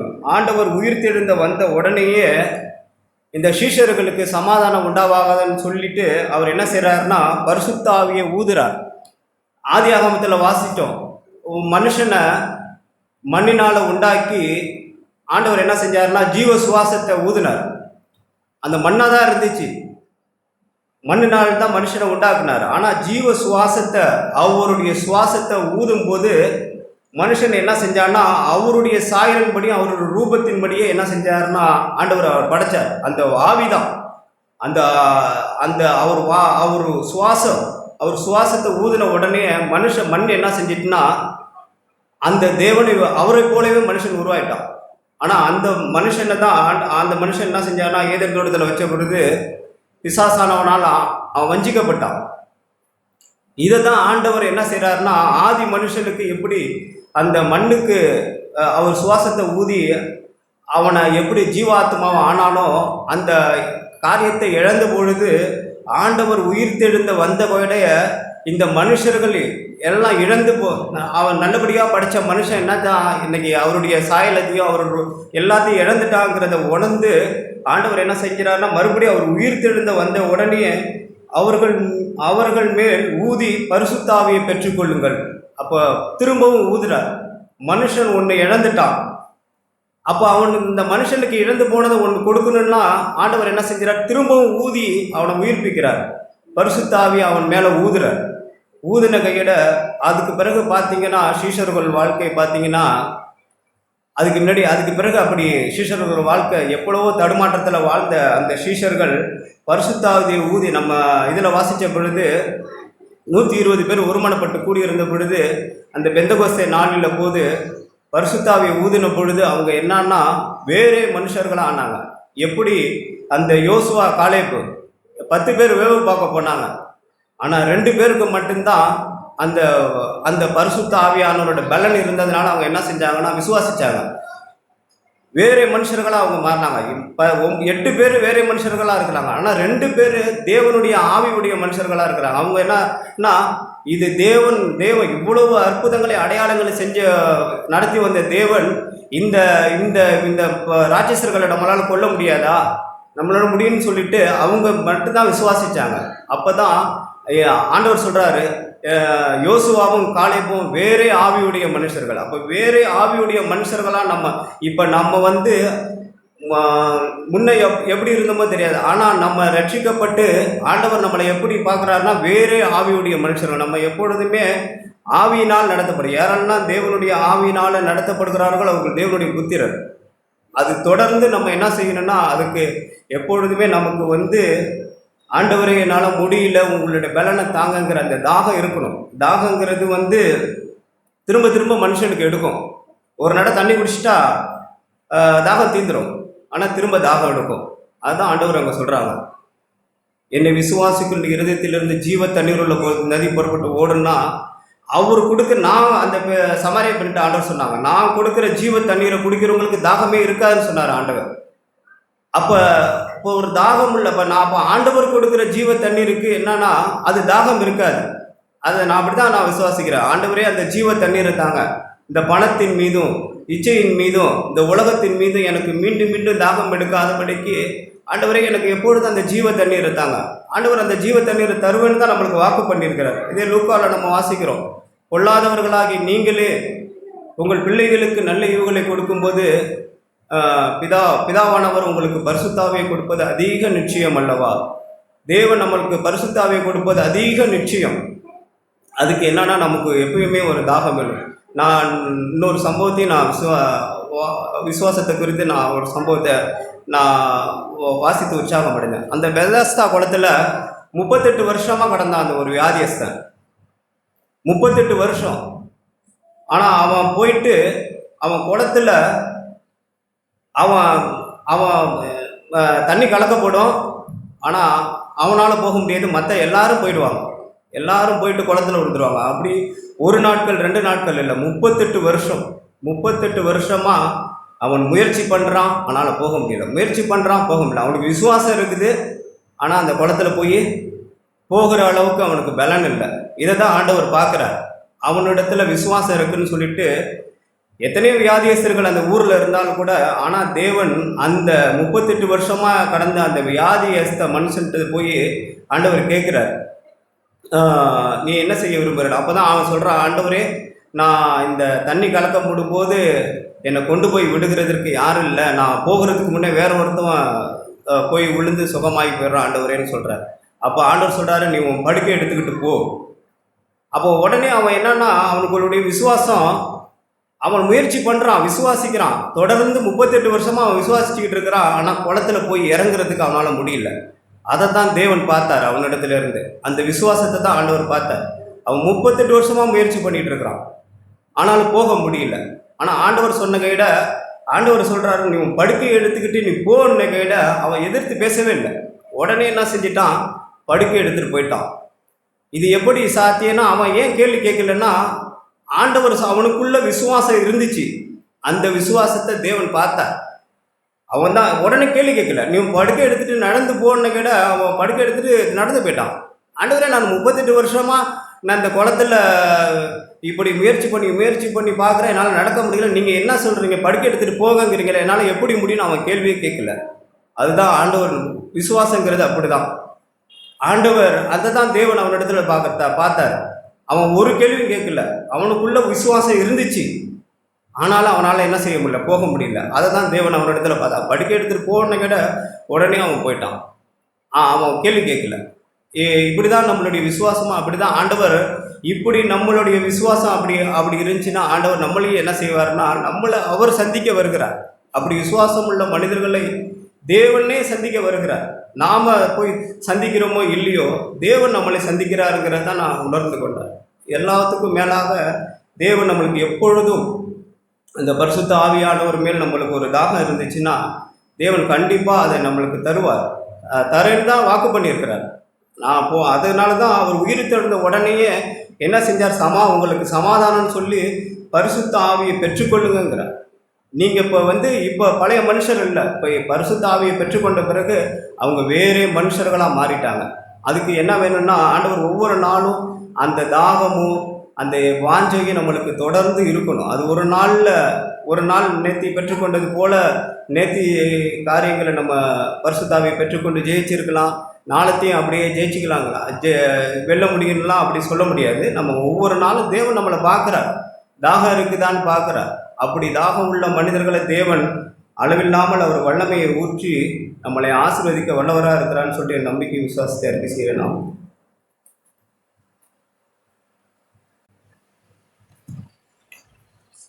தேவன் கொடுத்ததுனால தான் நன்றி சொல்கிறான். 1 கொரிந்தியர் 10ஆம் அதிகாரம் நம் அநேக முறை 1 கொரிந்தியர் 10ஆம் அதிகாரத்தில் 13வது வசனம், மனுஷருக்கு நடுகிற சோதனையே அல்லாமல் வேறே சோதனையே உங்களுக்கு நேரிடவில்லை, தேவன் உண்மை உள்ளவராய் இருக்கிறார். உங்கள் திராணிக்கு மேலாக நீங்கள் சோதிக்கப்படுவதற்கு அவர் இடம் கூடாமல் சோதனையை தாங்கத்தக்கதாக சோதனையோடு கூட அதற்கு தப்பித்துக் கொள்ளும்படியான போக்கையும் உண்டாக்குவார். ஆண்டவர் இதை அநேக முறை நமக்கு தான் சொல்லியிருக்காரு. இதுக்கு முன்னாடி பார்த்தீங்கன்னா பழைய ஏற்பாடு அவங்களுடைய வரலாற்றை சொல்லுவாங்க. முதல் வசனம் அந்த 10ஆம் அதிகாரம், இப்படி இருக்க சகோதரரை நீங்கள் எவைகளை அறிய வேண்டும் என்று இருக்கிறேன் என்றால், நம்முடைய பிதாக்கள் எல்லோரும் மேகத்துக்கு கீழாக இருந்தார்கள், எல்லோரும் சமுத்திரத்தின் வழியாய் நடந்தார்கள், எல்லோரும் மேகங்களுக்கு மோசைக்குள்ளாக மேகத்தினாலும் சமுத்திரத்தினாலும் ஞானஸ்நானம் பண்ணப்பட்டார்கள், எல்லோரும் ஒரே ஞான போதனத்தை குதித்தார்கள், எல்லோரும் ஒரே ஞான பானத்தை குடித்தார்கள். எப்படியெனில் அவர்களோடு கூட சென்ற ஞான கண்மலையின் தண்ணீரை குடித்தார்கள், அந்த கண்மலை கிறிஸ்துவே.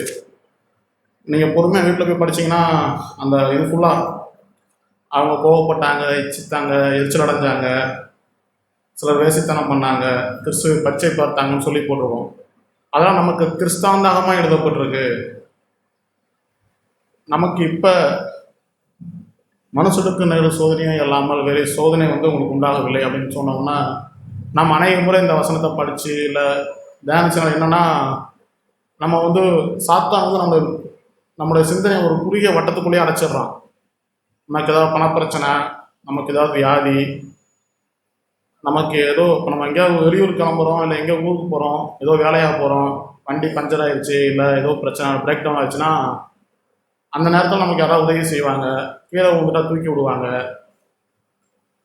அனைவருக்கும் நடக்கிறது அந்த அற்புதங்கள் அதிசயங்கள்லாம் நம்ம நினைக்காத நேரத்தில் நமக்கு உதவி நடக்கும். நமக்கு ஏதாவது தேவைப்படுற நேரத்தில் அது நடக்கும். உண்மைதான், ஆண்டவர் அப்படி தான் நடத்துவார். ஆனால் அது மாத்திரமே நமக்கு வேதம் அப்படி சொல்லலை. இதை நம்ம படித்தோம்னா, நானும் அநேக முறை அப்படி தான் எனக்கும் நடந்திருக்கு. நடந்து போனால் ஏதோ அவசரம் நடந்து போவேன், யாரோ என்னை கூப்பிட்டு போவாங்க லிஃப்ட்டு கொடுத்து. நான் கேட்க மாட்டேன், அவங்களே என்னை கூப்பிட்டு போவாங்க. வாப்பா நான் அந்த பக்கம் தான் போகிறேன் வான்னு கூப்பிட்டு போவாங்க.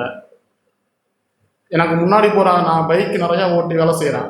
பைக்கில் தான் நான் என்னோடய வேலையை நிறையா போகிறப்பெல்லாம் அநேக முறை பார்த்துருக்கேன். எனக்கு முன்னாடி போகிற பைக் ஆக்சிடென்ட் ஆகும், எனக்கு பின்னாடி வர அந்த பைக் ஆக்சிடென்ட் ஆகும்.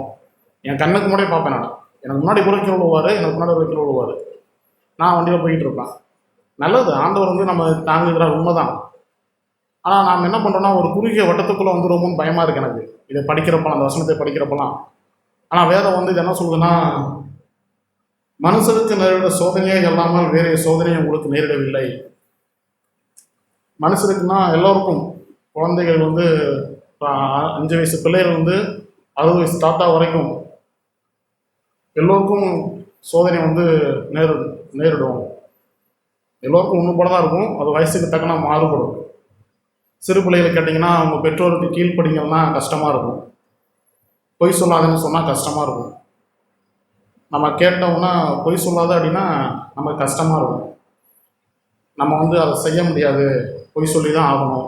இல்லை பெற்றோருக்கு கீழ்ப்படினா, இல்லை அது எப்படி கீழ்ப்பட முடியும்? நம்ம ஒரு சில விஷயங்கள் அப்பா சொன்னால் அம்மா சொன்னால் ஒரு சில விஷயங்கள் கீழ்ப்படியாமல் செஞ்சு தான் ஆகணும். வாலிபர்களுக்கெலாம் அப்படி தான் தோணும். சின்ன வயசில் இல்லாட்டாலும் வாலிபர்களுக்கு அப்படி தோணும்.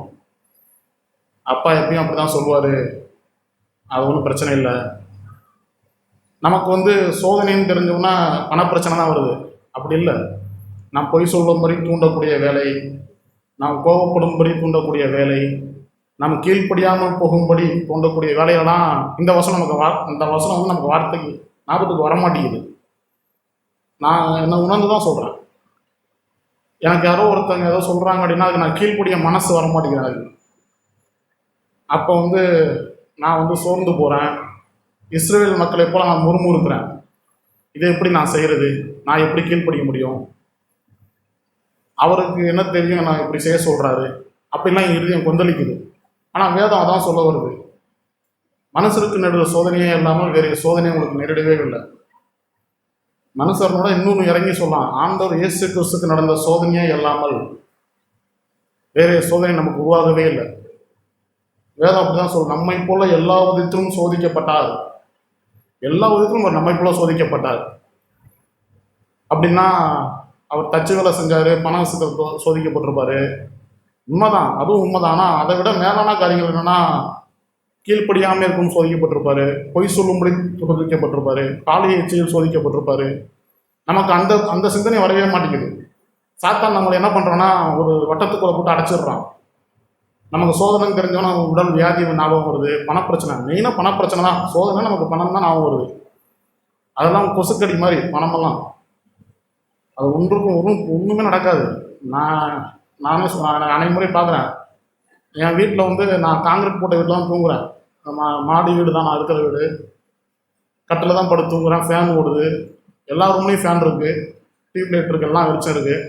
அப்படி இருந்தாலும் அவன் படுத்தா தூக்கம் வர மாட்டேங்குது. ஒரு சில நேரத்தில் நான் போகிறப்போ ரோட்டோரத்தில் பார்க்குறேன், அநேகர் டென்ட்டு போட்டு படுத்துருக்குறாங்க. நான் ஒரு நாள் ஊருக்கு போயிட்டு வரப்போ கும்பகோணத்தில் இறங்கி ட்ரெயினில் வந்தப்போ பிளாட்பாரத்தை விட்டு வெளியே வரேன். ரயில்வே ஸ்டேஷனில் வெளியே ஒரு இடத்துல 2 பேர் ஒரு சின்ன டென்ட்டு போட்டு அவங்க படுத்து தூங்குறாங்க, சந்தோஷமாக தூங்குறாங்க.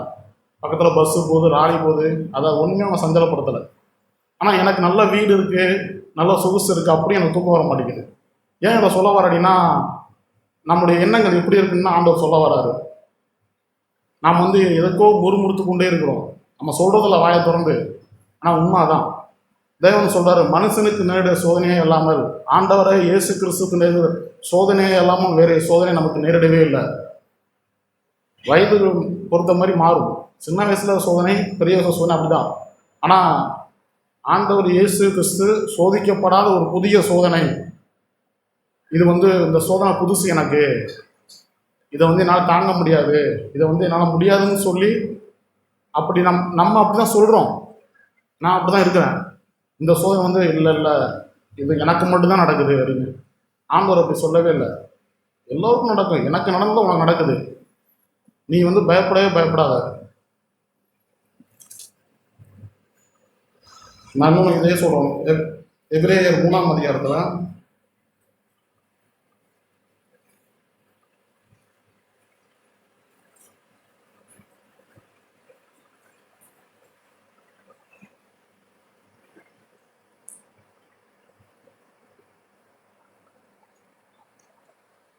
எபிரேயர் 3ல் வந்து 15 வசனம், இன்று அவருடைய சத்தத்தை கேட்பீர்களாகில் கோபம் மூட்டின நாளே நடந்தது போல உங்கள் இருதயத்தை கடினப்படுத்தாதீர்கள் என்று சொல்லி இருக்கிறதே. கேட்டவர்களில் கோபம் மூட்டினவர்கள் யார்? மோசையினால் எகிப்திலிருந்து புறப்பட்ட யாவரும் அப்படி செய்தார்கள் அல்லவா? மேலும் 40 வருஷமாய் யாரை ஆலோசித்தார்? பாவம் செய்தவர்களை அல்லவா? அவர்களுடைய சவங்கள் வனாந்தரத்தில் விழுந்திற்றே. பின்னும் என்னுடைய இளைப்பாறுதலை பிரவேசித்தல் என்று அவர் யாரையே ஆணையிட்டார்? கீழ்ப்படியாதலை குறித்தல்லவா? ஆகையால் அவிசுவாசத்தினாலே அவர்கள் அதில் பிரவேசிக்கக்கூடாமல் போனார்கள் என்று பார்க்கிறோம். இதுலேயும் அதே தான் போட்டிருக்கு. யார் வந்து ஆலோசித்தாங்கன்னா இஸ்ரவேல் மக்களை குறித்து தான் சொல்கிறாங்க. அவங்களுக்கு ஆண்டவர் வந்து எல்லாமே செய்தார். உண்மையாகவே நான் அப்படி தான் பார்க்குறேன். ஒருவேளை இஸ்ரவேல் மக்களுக்கு நடந்த அற்புதங்கள்லாம் நான் கண்ணால் பார்த்துருந்தேன்னு வச்சுக்கோங்களேன், வானத்திலேருந்து மண்ணா வந்து நான் எடுத்து சாப்பிட்ருந்தாலோ, கடல் 2ஆக பிறந்த நடந்து போயிருந்தாலோ, நான் பயங்கரமாக ஆண்டவர் விசுவாசிச்சிருப்பேன். யோசிச்சு பாருங்க. எனக்கு அதெல்லாம் அப்படி தான் யோசிச்சு பார்க்குறேன். நான் அதெல்லாம் பார்க்கல.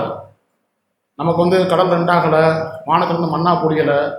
ஆனால் அதெல்லாம் கண்ணார கண்ட மக்கள். அவங்க மரித்தவர்களேருந்து உயிரோடு எழுந்ததை பார்த்தவங்க. அப்படிப்பட்ட அதிசயங்களை பார்த்த மக்கள் கூட என்ன பண்ணாங்கன்னா 40 வருஷமாக அவங்க ஆலோசித்தாங்க ஆண்டவரை. எப்படின்னா அவங்களுக்கு வந்து அவிசுவாசம், ஆண்டவர் மேலே நம்பிக்கையே அவங்களுக்கு இல்லை. நான் இன்னைக்கும் அதான் உணர்ந்தேன். நம்முடைய வாழ்க்கையை வந்து நாம் ஏன் வந்து பொய் சொல்லாமல் இருக்க முடியாது? நம்மளால் சின்ன பிள்ளைகள் சொல்கிறாங்க கீழ்ப்படியாமல் இருக்கவே முடியாது, கஷ்டம். இல்லை, ஆண்டவர் அப்படி சொல்லவே இல்லை. முடியும் தான் சொல்லியிருக்கிறாரு. நம்மளால் அதை செய்ய முடியும். ஏன்னா நான் செய்தேன். நம்மை போல மாமிசமும் ரத்தமுடைய நம்மை போல வந்த தேவன் அவர் வந்து ஏதோ குத்துனா வலிக்காத மாதிரியோ வெட்டுப்பட்ட ரத்தம் வராத மாதிரியோ வரல. அவருக்கு அடிபட்டு ரத்தம் கடைசி சொட்டு ரத்தம் வரைக்கும் சிந்தினார். நம்மை போல சரீரத்தை வந்த தேவன் அவர். ஆனால் நமக்கு என்ன காரணம்? நம்மகிட்ட அவிசுவாசம் இருக்கு. நம்ம வந்து எவ்வளவோ சொல்கிறோம். நான் அப்படி தான் பார்க்குறேன். நான் எவ்வளோ பேசுகிறேன், ஆனால் ஒரு நேரத்தில் வந்து எனக்கு அப்படியே கலங்கும் இருதயம். எப்படி ஆண்டவர் இது சாத்தியம்? இதை சொன்னால் என் ஆஃபீஸில் இதை சொன்னால் என்னை விட்டு வேலையை விட்டு எடுத்துருவாங்களே, எப்படி சொல்கிறது? இதை நான் இந்த விஷயத்தை போய் சொன்னால் என்னை தூக்கிடுவாங்கல்ல, இதை செய்தால் அன்னையர் தப்பாக நினைப்பாங்கல்ல, இதை சொன்னால் என்னை பற்றி என்ன நினைப்பாங்கலாம் நம்ம நினைக்கிறோம். இல்லை, ஆண்டவர் சாத்தான் தான் அப்படி நம்மளை வந்து அமுக்குவான். நீ உனக்கு பிள்ளை இருக்கும், குடும்பம் இருக்குது, உனக்கு வேலை போயிடுச்சுன்னா உனக்கு என்ன பண்ணுவேன்? ஒன்றும் நடக்காது. வேலை போயிடுச்சுன்னா இதோட நல்ல வேலையை தேவன் தருவார். நாம் என்ன நினைக்கிறோன்னா, இல்லை இஸ்ரவேல் மக்களை கூட நாமும் வந்து அவிசுவாச நிமித்தம் நம் வாழ்க்கையில் அநேக அற்புதங்களை பார்க்க முடியல. நம்ம மோசே காலைக்கு சொன்னது போல அதையும் சொல்ல முடிக்கிறேன். என்னாகும் 13ஆம் அதிகாரத்தில்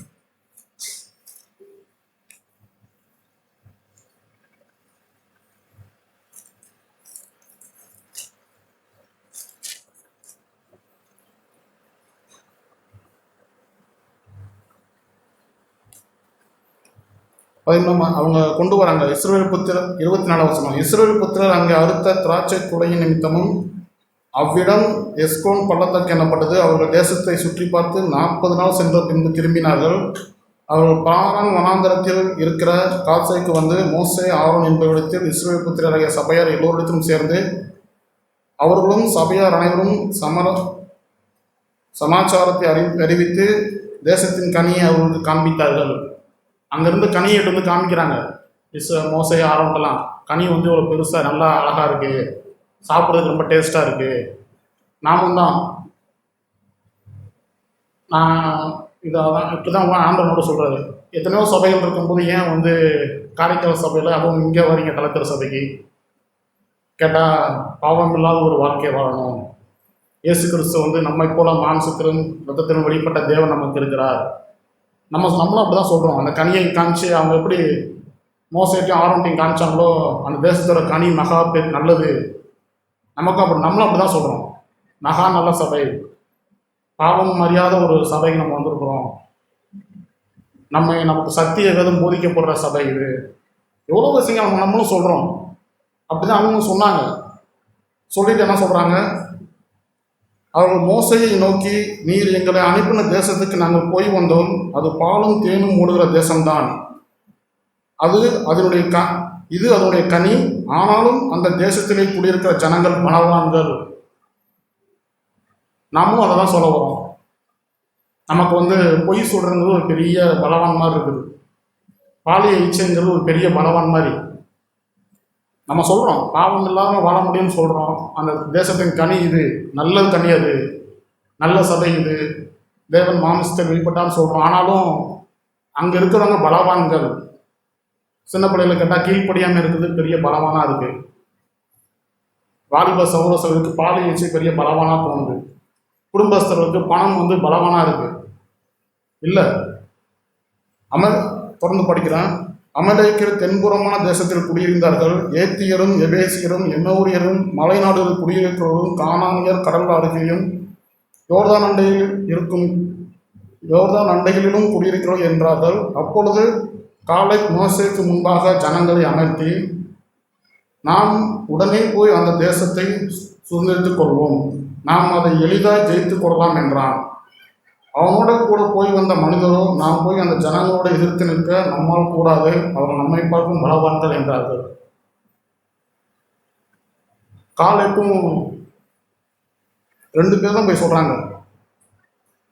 இதில் 14ஆம் அதிகாரம் சொல்கிறாங்க.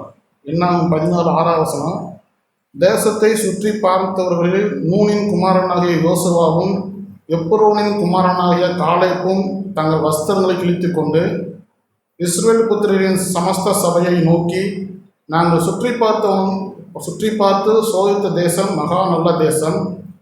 கர்த்தர் நம்மேல் பிரியமாக இருந்தால் அந்த தேசத்திலே நம்மை கொண்டு போய் பாலும் தேனும் மூடுகிற அந்த தேசத்தை நமக்கு கொடுப்பார். கர்த்தருக்கு விரோதமாக மாத்திரம் கலகம் பண்ணாதீர்கள். அந்த தேசத்தின் ஜனங்களுக்கு நீங்கள் பயப்பட வேண்டியதில்லை. அவர்கள் நமக்கு இரையாவார்கள். அவர்களை காத்த நிழல் அவர்களை விட்டு விலகி போயிற்று. கர்த்தர் நம்மோடு இருக்கிறார், அவருக்கு பயப்பட வேண்டியதில்லை என்றார்கள். அப்பொழுது அவர்கள் மேல் கல்லெறிய வேண்டும் என்று சபையார் எல்லோரும் சொன்னார்கள். உடனே கர்த்தருடைய மகிமை ஆசாரப்பு கூடாரத்தில் இஸ்ரவேல் எல்லோருக்கும் முன்பாக காணப்பட்டது.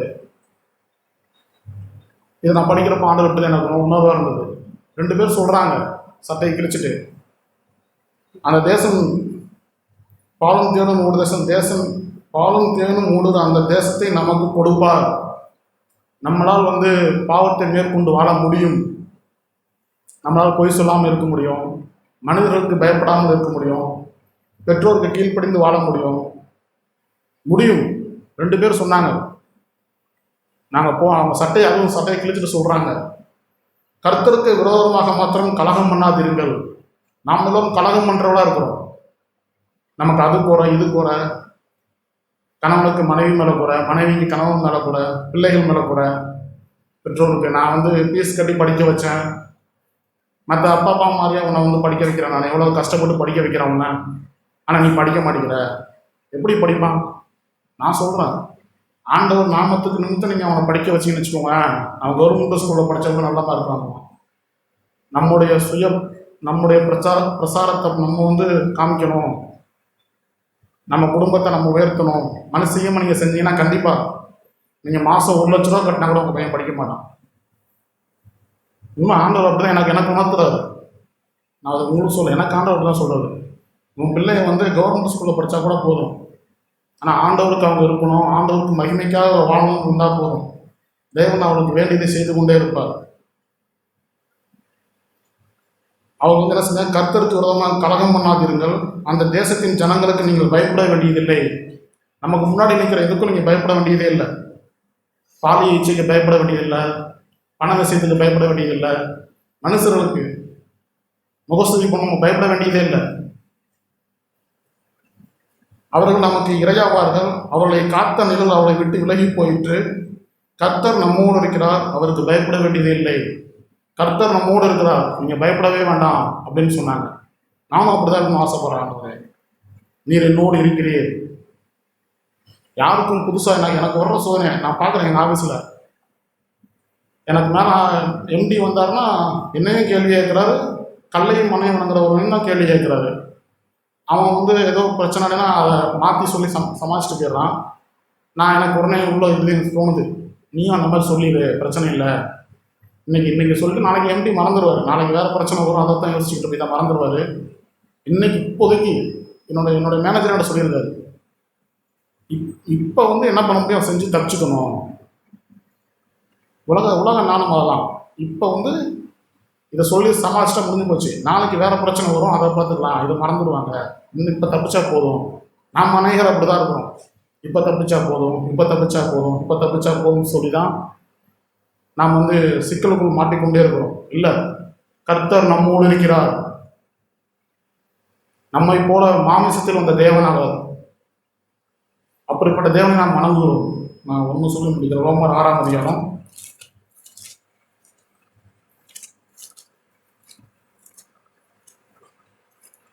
இதுவும் நமக்கு அநேக முறை நமக்கு தெரிஞ்ச வசனம் தான், நம்ம அநேக முறை தியானிக்கிறதா.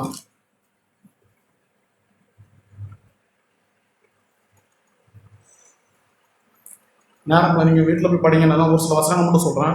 ஆகையால் என்ன சொல்வோம், கிருபை பெருகும்படி பாவத்தில் நிலைநிற்கலாம் என்று சொல்லாமோ கூடாதே. பாவத்திற்கு மரித்த நாம் இனி அதில் எப்படி பிழைப்போம்? கிறிஸ்து இயேசுக்குள்ளாக ஞானஸ்தானம் பெற்ற நாம் அனைவரும் அவருடைய மரணத்திற்குள்ளாக ஞானஸ்தானம் பெற்றதை அறியாமல் இருக்கிறீர்களா? மேலும் பிதாவின் மகிமையினாலே கிறிஸ்து மரித்தோடும் எழுப்பப்பட்டது போல நாமும் புதிதும் ஜீவனும் உடையவர்களாய் நடந்து கொள்ளும்படிக்கு அவருடைய மரணத்துக்குள்ளாக ஞானஸ்தானத்தாலே கிறிஸ்துவோடு அடக்கம் பண்ணப்பட்டோம்.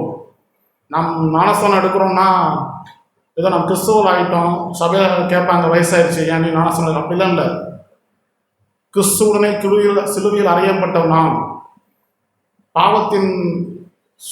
பாவத்தின் வஞ்சனையை அறிந்தவர்களாய் நம்மால் முடியாது. ஞானஸ்தானத்துக்கு முன்னாடி வந்து நமக்கு ஒரு வில்லு இருக்கும், நம்மளால் முடியும்னு. எப்போ நாம் வந்து ஞானஸ்தானத்துக்கு ஒப்பு கொடுக்குறோன்னா மரிக்கும்போது நம்மளால் முடியாத ஆண்டவரே, இந்த பாவத்திற்கு விரோதமாக என்னால் போராட முடியாதுன்னு நம்ம எப்போ மரணத்துக்குள்ளாக வந்துடுறோமோ கிறிஸ்து இயேசுக்குள்ளாக தேவன் நம்மை உயிர்ப்பிப்பார். ஆதலால் அவருடைய மரணத்தின் சாயலில் நாம் இணைக்கப்பட்டவரானால் அவரோட உயிர்த்தலின் சாயலும் இணைக்கப்பட்டிருப்போம். நாம் எப்படி பாவத்துக்கு முடியாதுன்னு சொல்லி மறிச்சிட்டோம்னா அவரோட சாயலில் நாம் வந்து இணைக்கப்பட்டிருப்போம். அவர் வாழ்ந்தது போல் நம்மளாலும் வாழ முடியும். ஆனால் இது வந்து ஒரு நாளாக நடந்துடாது. நான் தான் பார்க்குறேன். நாம் என்ன நினைக்கிறோம்னா உடனே நம்ம எல்லாம் மனிதர்களாக இருக்கணும்னா உடனே நடந்துடணும்.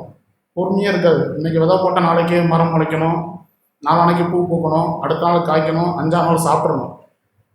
பொறுமை இழந்த மனிதர்கள் தான். தேவன் அப்படி இல்லை.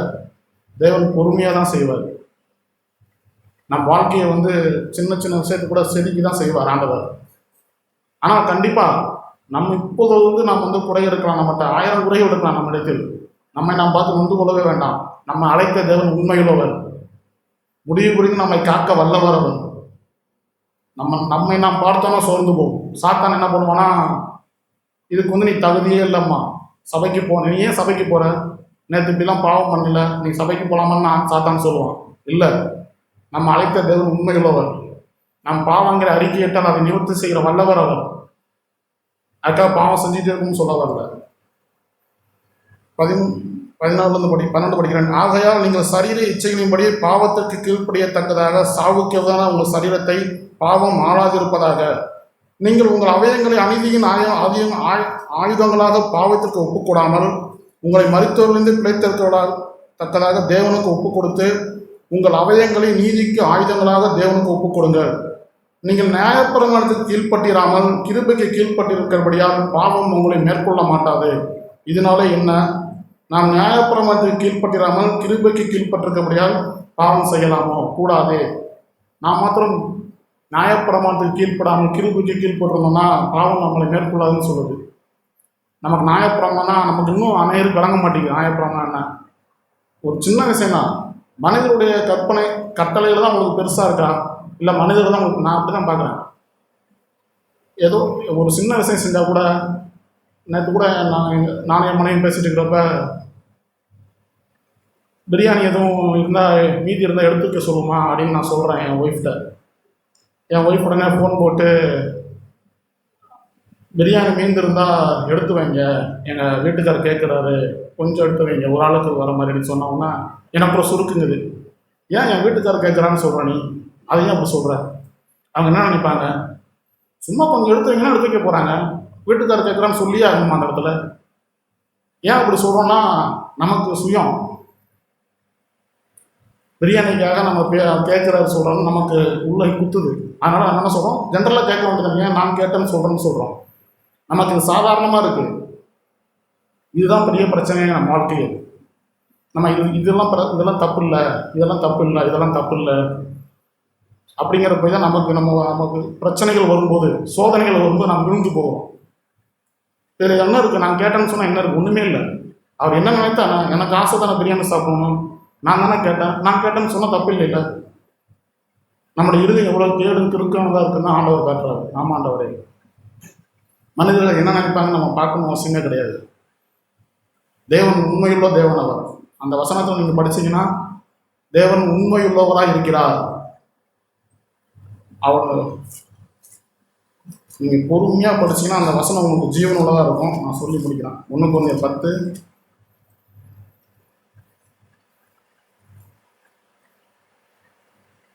இடையில படிக்கிறேன். தேவன் உண்மை உள்ளவராய் இருக்கிறார். உங்கள் திராணிக்கு மேலாக நீங்கள் சோதிக்கப்படுவதற்கு அவர் இடம் கூடாமல். நம்ம என்ன பண்ணுறோம்னா, வேகமாக படிக்கிறதுனால நமக்கு புரிய மாட்டேங்குது. நிறுத்தி நிதானமா, தேவன் உண்மை உள்ளவராக இருக்கிறார்.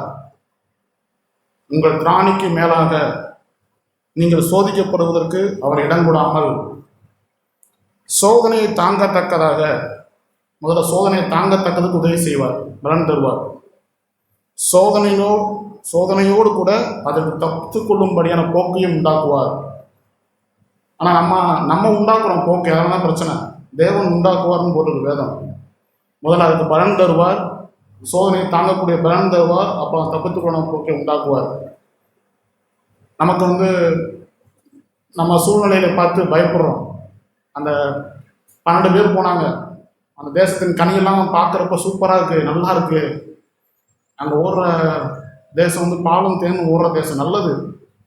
நாம் அநேகர் அப்படிதான் சொல்லிட்டு இருக்கோம். சபைக்கு வர்றப்ப நான் எங்கே போகிறேன்னு கேட்டால், தளத்தில் உள்ள சபைக்கு போகிறேன், அந்த சபையில் அது இல்லை இது இல்லை, அப்படி இருக்கும் இப்படி இருக்கும், ஆகா ஓகோங்கிறோம். ஆனால் கேட்டால் இல்லை, நம்மளால் முடியாது, அது ரொம்ப கஷ்டமான வாழ்க்கை, அது நம்மளால் முடியாது. தேவன் நம்மளை, உங்கள் இருதயங்களை சோதித்து பாருங்க. தேவன் அப்படி தான் சொல்கிறாரு.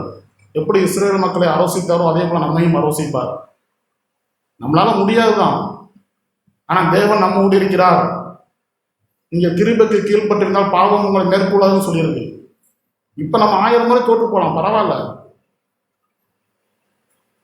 நமக்கு அந்த உணர்வு இருக்கா? நாம் வணங்குகிற தேவன் யார்? கல்லையும் முனையும் நாம் வணங்குறோம்ல, கல்லையும் முனையும் வணங்க கூட தைரியமாக சொல்கிறாங்க. சாகிறதுக்கெல்லாம் அவங்களுக்கு பயமே கிடையாது, தைரியமாக சாவாங்க. ஆண்டவருக்கும் உயிர்ப்புனா கொடுத்துருவாங்க. அவங்கெல்லாம் தன் பெற்ற பிள்ளைகளை பலியிட்டவங்களாம் இருக்கிறாங்க.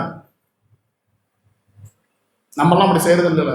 நான் சொந்த பிள்ளைய கூட பலி கொடுத்தவங்க நான் படிக்கிறேன், பேப்பரில் நியூஸ் வருது, நரக பலி கொடுத்தாங்க, தன் பையனை அந்த கடவுள் காணிக்கையாக கொடுத்தாங்கன்னு படிக்கிறோம். அவ்வளோ வைராக்கியம் இருக்குது. ஆனால் நாம் என்னதான் உங்களெல்லாம் குற்றப்படுத்த ஆண்டவர் என்னோட தான் பேசுகிறாரு. நீ சொல்கிற பயப்படுத்திக்கிட்டு சுற்றுற, எங்கே போனாலும் வேதத்தை பிரசங்கிக்கிறேன்னு ஆசைப்படுற, தேவனுக்காக வாழணும்னு சொல்கிற, வைராக்கியம் அப்படின்னு சொல்கிற, சொல்லி என்ன கொடுக்குன்னு தான் ஆண்டவர் கேட்குறாரு. ஆமாம், உண்மைதான் ஆண்டவரே, நான் என்னோட சொந்த பலத்தில் வரவே கூடாது ஆண்டவரே. நீர் கருவீர், நீர் உண்மையுள்ள தேவன், சோதனையை தாங்கக்கூடதையும் அது தப்பித்துக் கொள்ளும் போக்கையும் உண்டாக்குற தேவன் நீர். உம்மிடத்து நான் வருகிறேன் ஆண்டவர், எனக்கு உதவி செய்யுங்க. யாரெல்லாம் அவரிடத்தில் வருகிறார்களோ ஆவியில் வேதம் அப்படிதான் சொல்லும், நொறுங்குண்ட ஆவியை அவர் புறக்கணிப்பதே இல்லை. நொறுங்குண்டதும் நறுங்குண்டதுமான ஆவியை வந்து அவர் புறக்கணிக்கிறதே இல்லை. நொறுங்குண்டது நறுங்குண்டதுன்னா நம்மை உணர்ந்தவங்க தான், நாம் யாருங்கிற உணர்ந்தவங்க தான் நொறுங்குண்ட இருதயம். நம்ம அன்னைய வந்து நம்ம யாரும் நம்ம யாரும் நம்ம உணர்றதே இல்லை. நமக்கு பிரச்சனைனா ஓடிடுவோம்னு நமக்கு தோண மாட்டேங்குது. நம்ம தைரியமாக இருக்கிறோம். இல்லை நான் வந்து பயப்பட மாட்டேன், பேதுரு போல சொல்கிறோம். சாகும் வரைக்கும் நான் ஓடி இருப்பான் ஆண்டவரேன்னு சொன்னார். அடுத்த சில மணி நேரங்களில் அவர் யாருன்னு எனக்கு தெரியாது, சபிக்கவும் தொடங்கினான். யாரும் தெரியாமல் அவர் யாரும் எனக்கு இப்படி தெரியும்னு சொன்னார். நாமும் நம்ம பேதுரை பார்த்து சொல்கிறோம், நாமும் அப்படி தான் அநேக சூழ்நிலை இருக்கிறோம். வேதத்தை தூக்கிட்டு சுற்றுறோம், சாண்டவருக்கு வாழணும்னு சொல்கிறோம். சூழ்நிலைன்னு வரும்போது பேதுரை விட மோசமாக நடந்து கொள்கிறோம். தேவன் எனக்கு அப்படி தான் சொன்னார். இல்லை, உன் உள்ளத்தில் உள்ளதை நீ ஆராய்ந்து பார், நான் வல்லமையுள்ள தேவன், நாசிகளே சுவாசத்தை கொடுத்து மண்ணாயிருந்த உங்களை உருவாக்கின தேவன் அவர், சகலத்தையும் படைத்தவர் அவர், என் தாயும் கருவில் உருவாகும் முன்னே என் அவயங்களை கண்டவர் அவர். அப்படிப்பட்ட தேவனை வணங்குகிறோம். அவர் உண்மையுள்ள தேவன். நம்முடைய திராணிக்கு மேலாக நம்மளை ஒரு பொழுதும் சோதிக்கவே மாட்டார். உங்கள் இருதயத்தை நீங்கள் ஆழமாக எழுதிக்கோங்க. உங்களுக்கு பொய் சொல்லும்படி சூழ்நிலை வருதா, இல்லை பணப்பிரச்சனை, எது வந்தாலும் சரி, என்ன நடந்தாலும் சரி, சூழ்நிலைகள் எப்படி தாறுமாறாலும் சரி, அவர் உண்மையுள்ளவர். நம்மளுக்கு வருகிற சூழ்நிலைகளில் சோதனைகளில் அதை தாங்கக்கூடிய பலன் தருகிறவர். அதனோடு கூட அதை தப்பித்துக்கொள்ள போக்கியை உண்டாக்குற தேவன் அவர். அப்படிப்பட்ட தேவனை நாம் ஆராதிக்கிறோம், அப்படிப்பட்ட தேவனை நாம் வணங்குகிறோம். நான் ரொம்ப உற்சாகம் கேட்குறப்ப சந்தோஷமா இருந்துச்சு. காலையில் 2 பேர் சொல்கிறப்ப, ஆமாண்டவரே, காலைக்கும் மோசைப்போ நானும் இருக்கணும் ஆண்டவரே. நான் வந்து வெளியங்கமாக இருக்கிற அங்கே இருக்கிற முரடர்களையோ அங்கே இருக்கிற பலவான்களை நான் பார்க்க வேண்டாம், நான் தேவனை பார்க்கட்டும். தானியேல் எப்படி வந்து தேவனை பார்த்தானோ அதே போல தான் 5 கூழாங்கல் எடுத்தான, ஒரு கல் தான் தேவைப்பட்டுச்சு. நான் கேட்குறேன், எனக்கு சந்தோஷமா இருந்தது. 5 கூழாங்கல் எடுத்தார் அவர், ஆனால் ஒரே கல் தான். 5 கூழாங்கல்ங்கிறது மனுஷியும் அவன் எடுத்தான், ஆனால் தேவன் ஒரே கல் தான் முடிச்சிட்டார் வேலையை. தாவீதுக்கு ரொம்ப சந்தோஷமா இருந்தது. யோசிச்சுப்பான், நான் மீதி 4 கல்லை பார்க்குறப்ப என்ன நினச்சிருப்பான், தூக்கி கீழே போட்டுப்பான், இதெல்லாம் தேவையில்லை, ஒரு கல்லே போதும். அவன் மட்டும் நான் அப்படி தான் யோசிக்கிறேன். தாவீது ஒரு முறை இன்னும் ரொம்ப விசுவாசம் தானா, கல் கூட எடுக்காமல் போயிருப்பான்னு தோணுது. கல்லே தேவையில்லை கோலியாத்தை அடிப்பதற்கு, அவர் அந்த வார்த்தையே போதும். ஏன்னா அவர் சொல்ல ஆகும், அவர் கட்டளையிட நிற்கும். நான் அப்படி தான் விசுவாசிக்கிறேன். ஆண்டவரே, நான் வளரட்டும். என்னை நெருக்கி நிற்கிற எல்லா சூழ்நிலையிலும் ஆண்டவரே உண்மையை நோக்கி பார்க்கணும் ஆண்டவரே. என் கண்களை திறந்து விடும், உன் மகிமையை காணும்படி என் மனக்கண்களை திறந்து விடும் ஆண்டவர் தான் நான் கேட்குறேன். என் வாழ்க்கையில் என்ன நடந்தாலும் சரி, அதை வழி நடத்துகிற தேவன் தான். வேதம் அதான் சொல்லுது, தேவனிடத்தில் அன்புகிறவர்களுக்கு சகலமும் நன்மைக்கு அதுவாக நடக்குது. நம் கண்கள் காணாமல் இருக்கணும். அதை நமக்கு வியாதி வரலாம், நமக்கு பணப்பிரச்சனை வரலாம், அல்பாயுசுல இறந்து போகலாம், அதெல்லாம் பிரச்சனையே இல்லை. நான் மரித்தாலும் தேவனோடு இருக்கிறோமாங்கிறது தான் முக்கியம். 100 வயசு வரைக்கும் வாழ்ந்துட்டு மரித்ததுக்கப்புறம் தேவனோடு இல்லாமல் இருந்தால் அது எதுக்கு? இப்பயே மறிச்சாலும் சரியா ஆண்டவர், சந்தோஷம் எனக்கு. மரித்தாலும் நான் உன்னோடு இருக்கணும் ஆண்டவரே, நீ தான் எனக்கு எல்லாம். என்னை தாயின் கருவில் உருவாக்கினார். தலைமுடி நடக்கி மட்டும் நம்ம தாங்குகிற தேவன் அவர். நான் அப்படிதான் விசுவாசிக்கிறேன் ஆண்டவரே. உமக்குள் நாங்கள் வளர்ந்து விடட்டும். எங்களுடைய இயலாமையை நாங்கள் உணர்ந்து உம்முடைய வல்லமையை பார்க்கக்கூடிய மனக்கண்களை எனக்கு தாரும் தான் நான் விரும்புகிறேன். தேவன் அப்படிப்பட்ட வாழ்க்கையை தருவார் விசுவாசிக்க நம்பிக்கை இருக்கிறேன். ஆமாம். கேட்ட எல்லா கர்த்தருடைய நல்ல வார்த்தைகளுக்காக ஸ்தோத்திரம்.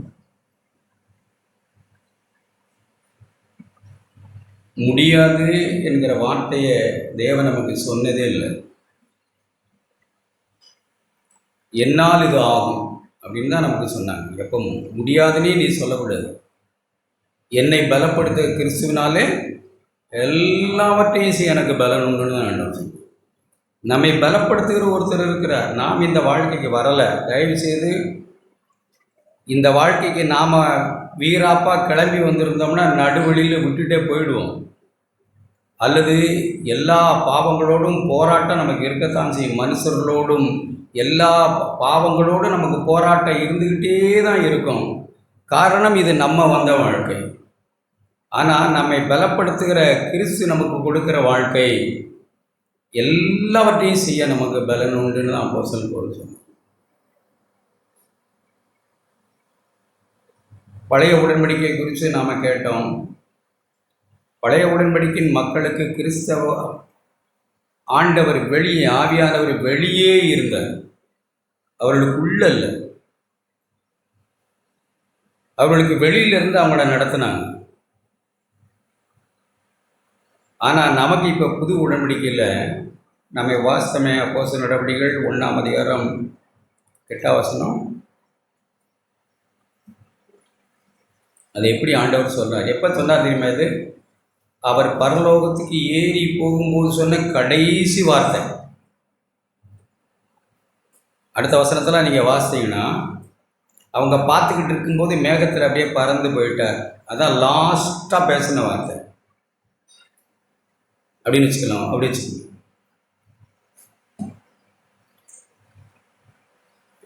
என்ன சொல்றார்? பரிசுத்த ஆவி உங்களிடத்தில் வரும் பொழுது நீங்கள் பலனடைந்து உங்களுக்குள்ளே வருவார். கிறிஸ்துவ வாழ்க்கையை தேவன் நமக்குள்ளே இருக்கிறது, வெளியில். அது பழைய உடன்படிக்கையின் மக்கள் வெளியிலலாம் அற்புதங்களை பார்த்தாங்க, தேவன் அவர்களுக்கு வெளியில். ஆனால் பரிசுத்த ஆவியானவர் புது உடன்படிக்கையில் தேவன் நமக்கு உள்ள என்ன சொன்னாங்க? நீங்கள் பலன் அடைவீர்கள் தான் சொன்னாங்க. அடைய மாட்டீங்கன்னு இல்லை, நீங்கள் பலன் அடைவீர்கள். அடைந்து அடுத்து எருசலேமிலும்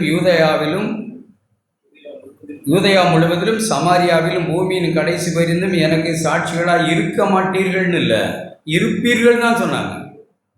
இருப்பீங்க. நீங்கள் அப்படி கேட்க முடியுதா? கடவுளுடைய வார்த்தையை உங்களுக்கு நம்ப முடியாதா? நமக்கு இருப்போம்னு, இருப்பீங்கன்னு எவ்வளவு நம்பிக்கையாக சொன்னாங்க.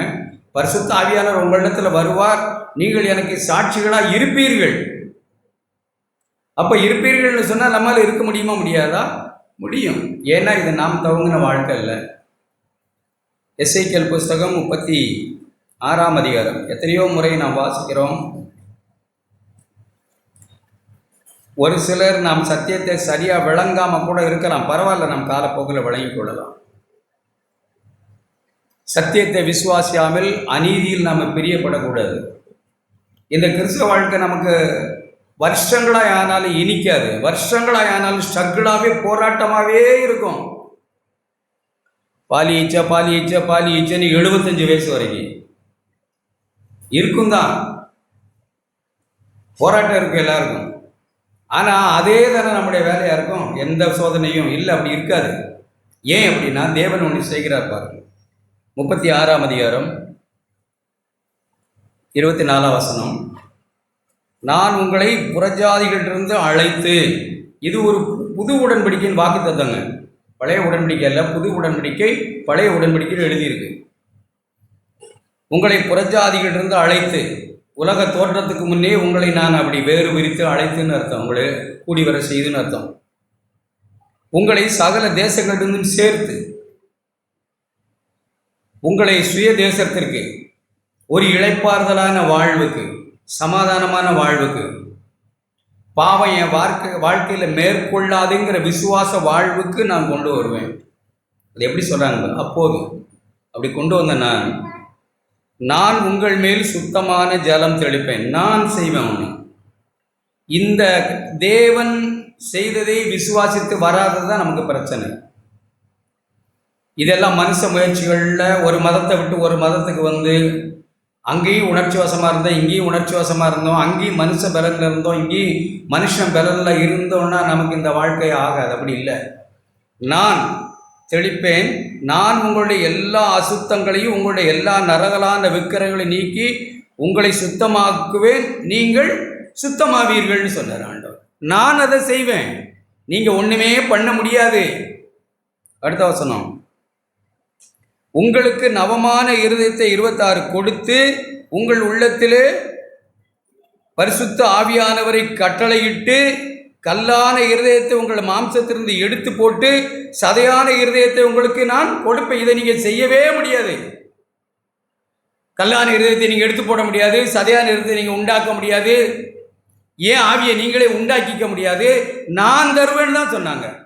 கொஞ்சம் பேர் தங்கள் இருதயங்களை கல்லான இருதயத்தை எடுத்து போடவும் சதையான இருதயத்தை உண்டு பண்ணவும் நாம் நோன்பு தான் இருக்கலாம், அல்லது யோகா தான் செய்யலாம். தேவன் நான் செய்வேன்னு சொன்னால் நம்ம பல்ல கடிச்சுக்கிட்டு என்னமோ நான் பண்ணுவேன்னு பண்ணிக்கிட்டே வருஷ கணக்காக கிடக்கிறோம். நல்ல மூடே இருக்காது, நமக்கு நல்ல மனநிலையே இருக்காது. விசுவாசமாய் தேவனே நீங்கள் கொடுப்பேன் செய்வேன்னு தேவன் தான் சொல்லியிருக்கிறார். உங்கள் உள்ளத்திலே 27 என் ஆவியை வைத்து என் கட்டளைகளில் நடக்கவும் என் நியாயங்களை கைக்கொள்ளும் அவைகளின்படி செய்யவும் நான் பண்ணுவேன். உங்கள் உள்ளத்தில் நீங்கள் இல்லை, நீங்கள் ஒன்றுமே பண்ண முடியாது. ஏன் இப்படி மனுஷனை தேவன் அப்படி தேவனே தான் செய்து ஆரம்பிக்கிறார் அப்படின்னா, 1 கொரிந்தியர் நம்ம எப்போதும் கேட்டிருக்கிறோம், எத்தனையோ முறை கேட்டிருக்கிறோம்.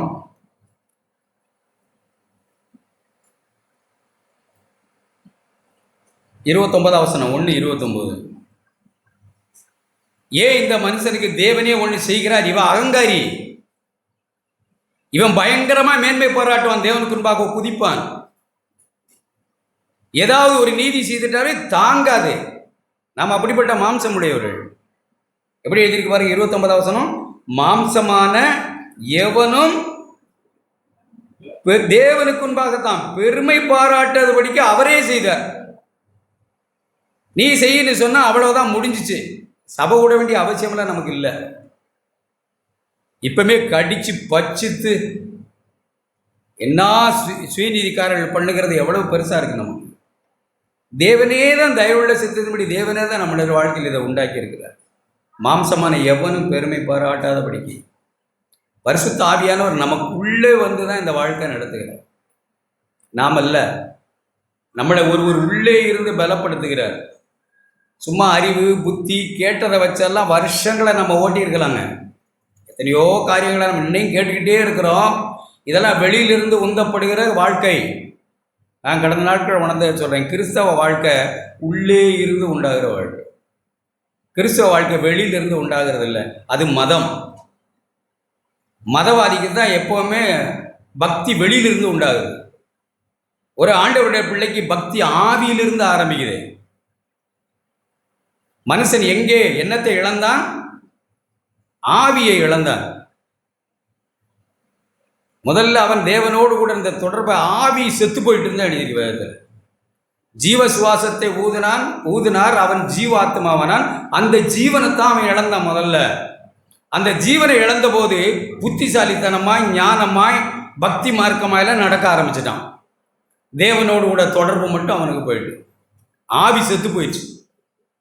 அவன் இப்போ புத்திசாலித்தனமாய் ஞானமாய் மத பக்தியாய், சபைக்கு வந்தாலும் அதே பக்தியாய், நம்ம கேட்ட மாதிரி மனுஷருக்கு பயப்படுகிற பயமாய், மனுஷருக்கு முன்பாக நீதிமானாய் வாழுகிற வாழ்க்கையை இந்த மனுஷன் தேடிக்கொண்டான்.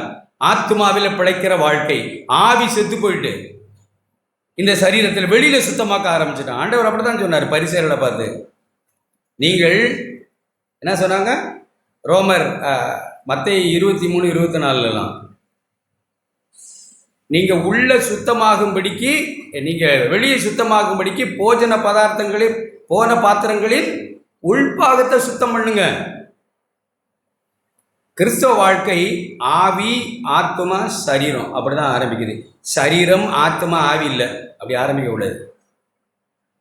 நம்ம வந்த உடனே வெளியில எல்லாம் சரி பண்ணிடுறோம். அது மதம், அது மனுஷ மார்க்கம், மறுபடியும் பிறக்காத வாழ்வு, சுயநீதி, அதுவும் தேவனுக்கு சம்பந்தமே இல்லை. வந்த உடனே நம்ம வெளியே சுத்தம் பண்ணுறோம் பாருங்க, வெளி காரியங்களை சரி பண்ணிக்கிறோம் பாருங்க.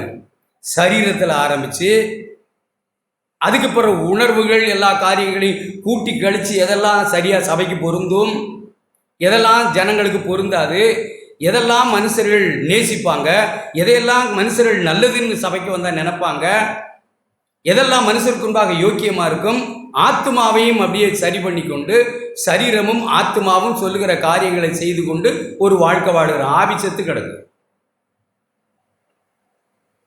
ஆனால் ஆண்டவர் கிறிஸ்து இந்த பூமிக்கு வந்தபோது என்ன செய்தார் இருக்கு? அக்கிரமங்களிலும் பாவங்களிலும் மரித்தவர்களாக இருந்த எபேசியர் 2ஆம் அதிகாரம், அக்கிரமங்களிலும் பாவங்களிலும் மரித்தவர்களாக இருந்த உங்களை எங்கே உயிர் உண்டானது? ஆவியை உயிர்ப்பித்தார். கிறிஸ்தவ வாழ்க்கை ஆவியிலிருந்து ஆரம்பிக்கிற வாழ்க்கை. ஆவி, ஆத்மா, சரீரம்னு ஆரம்பிக்கிற வாழ்க்கை. ஆவியில், அதனாலதான் உள்ள ஆவியை தருவேன்னு சொன்னாங்க, ஆவியை மாற்றுவேன்னு சொன்னாங்க. கல்லான இதயத்தை எடுப்பேன்னாங்க, சதையான இருதயத்தை தருவேன்னு சொன்னாங்க. நம்ம எப்படி இந்த கிறிஸ்தவ வாழ்க்கை எவ்வளவோ வார்த்தைகளை நம்ம கேட்டோம். இதெல்லாம் நமக்கு எட்டாததாகவும் தூரமாகவும் சஞ்சலமாகவும் பிரச்சனையாகவும் இருக்கிறதுக்கு காரணம் என்னன்னா, ஆவி உயிர்ப்பிக்கப்படலை. ஆவி உயிர்ப்பிக்கப்படாதனால விசுவாசம் பேசிக்கிட்டே தான் இருக்கணும், வேற வழி இல்லை. அது சாகிறவருக்கு அதை தான் பேசணும். எப்பமாவது ஒரு வார்த்தையாவது ஒருத்தரை உயிர்ப்பிக்காதா? ஆவி உயிர்ப்பிக்கப்பட்டால் ஒழிய இந்த கிறிஸ்தவ வாழ்க்கை நமக்கு புரியாது, அதில் சந்தேகமே கிடையாது. ஆவி உயிரடைஞ்சா மட்டும்தான் மாம்சமானது ஒன்றுக்கும் ஆவியோ உயிர்ப்பிக்கிறதுன்னு தான் ஆண்டவர் பேசினார். நான் சொல்லுகிற வசனங்கள் ஆவியாயும் ஜீவனாயும், ஆவியா இருக்கு. ஆவி தான் ஆவியை உயிர்ப்பிக்கும். அப்ப இது ஆவிக்குரிய வாழ்க்கை, ஆவி உயிர்ப்பிக்கப்பட்ட வாழ்க்கை. அதுக்கு பிறகு மெல்ல மெல்ல மெல்ல ஆத்மா, அது அப்புறம் சரீரம் சுத்தமாகும், நிச்சயமாகும். கடைசியாய் இந்த சரீரம் மகிமைப்படும், மறுரூபமாக்கப்படும். கடைசியில் அதான் நடக்கும். இப்போ அதுவரையாய் ஆவியில் ஆரம்பித்தனா மாம்சத்துக்கு ஆவியில் ஆரம்பிக்கணும்னு தான் சொன்னார் பவுல். எப்படி சொன்னார்? கலாத்தியர் புத்தகத்தில் ஆவியில் ஆரம்பம் பண்ணின நீங்கள் தான் சொன்னார். தேவன் உங்களுக்கு ஒன்று செய்தார்னு நீங்கள் ஆரம்பித்த மனுஷர் தானே. இப்போ போய் மாம்சத்தில் நீங்கள் ஒன்று செய்கிறதுல போய் முற்பட பார்க்குறீங்க. இப்படி படிச்சிருக்கீங்களா? ஆவியில் ஆரம்பம் பண்ணின நீங்கள் இப்போ உங்கள் முயற்சிகளில் போறீங்களே, மாம்சத்தில் போய் முடிவு வர போறீங்களே. இவ்வளவு புத்தி கெட்டவங்களா நீங்கள்? மதிக்கெட்டவர்களேன்னு சொன்னாங்க. ஆவியை தொட்டு தேவன் நம்ம ஆரம்பிச்சாரா? தேவனால பிறந்தோமா? தேவன் ஆவியினால பிறக்க வைத்தார் ஆவியை. இது வெளியில் இருக்கிறதெல்லாம் இருக்கட்டும், பரவாயில்ல, அதில் அப்புறம் பார்த்துக்குவோம். ஆவி சரியா இருக்கா? ஆவியில நான் மறுபடியும் பிறந்திருக்கேனா? ஆவியில தேவனை நான் அறிந்திருக்கேனா? அதுதான் நம்ம எல்லாருக்கும் தேவை. ஆவி தொடப்பட்டா மட்டும்தான் ஆவியானவர் வருவார். அதுதான் அப்படிதான் செய்கிறார். நம்ம ஆவியில தான் தேவன் வாசமாக இருக்கிறார், நம்ம சரீரத்திலேயோ நம்ம ஆத்மாவிலேயோ இல்லை. அதெல்லாம் மதவாதிகளுக்கு இருக்கு. மதவாதிகள் தான் ரொம்ப ஒழுக்கமும் நீதியா, சுயநீதியா, பக்தியா எல்லா தோற்றத்தைகளும் உண்டு பண்ணுகிறவர்கள் மதவாதிகள். ஆனால் ஆவிக்குரியவர்கள் மனுஷன் என்ன வேணாலும் நினைச்சிட்டு போட்டும்னு நினைக்கிறோம். என் ஆவி எனக்கு தேவனுக்கு தெரியும், அவர் என் ஆவியை உயிர்ப்பித்திருக்கிறார், என் ஆவியில் அவர் வாசம் பண்ணுகிறார், ஆவியில் உண்டான எல்லா அசுசிகளை அவர் நீக்குகிறார்.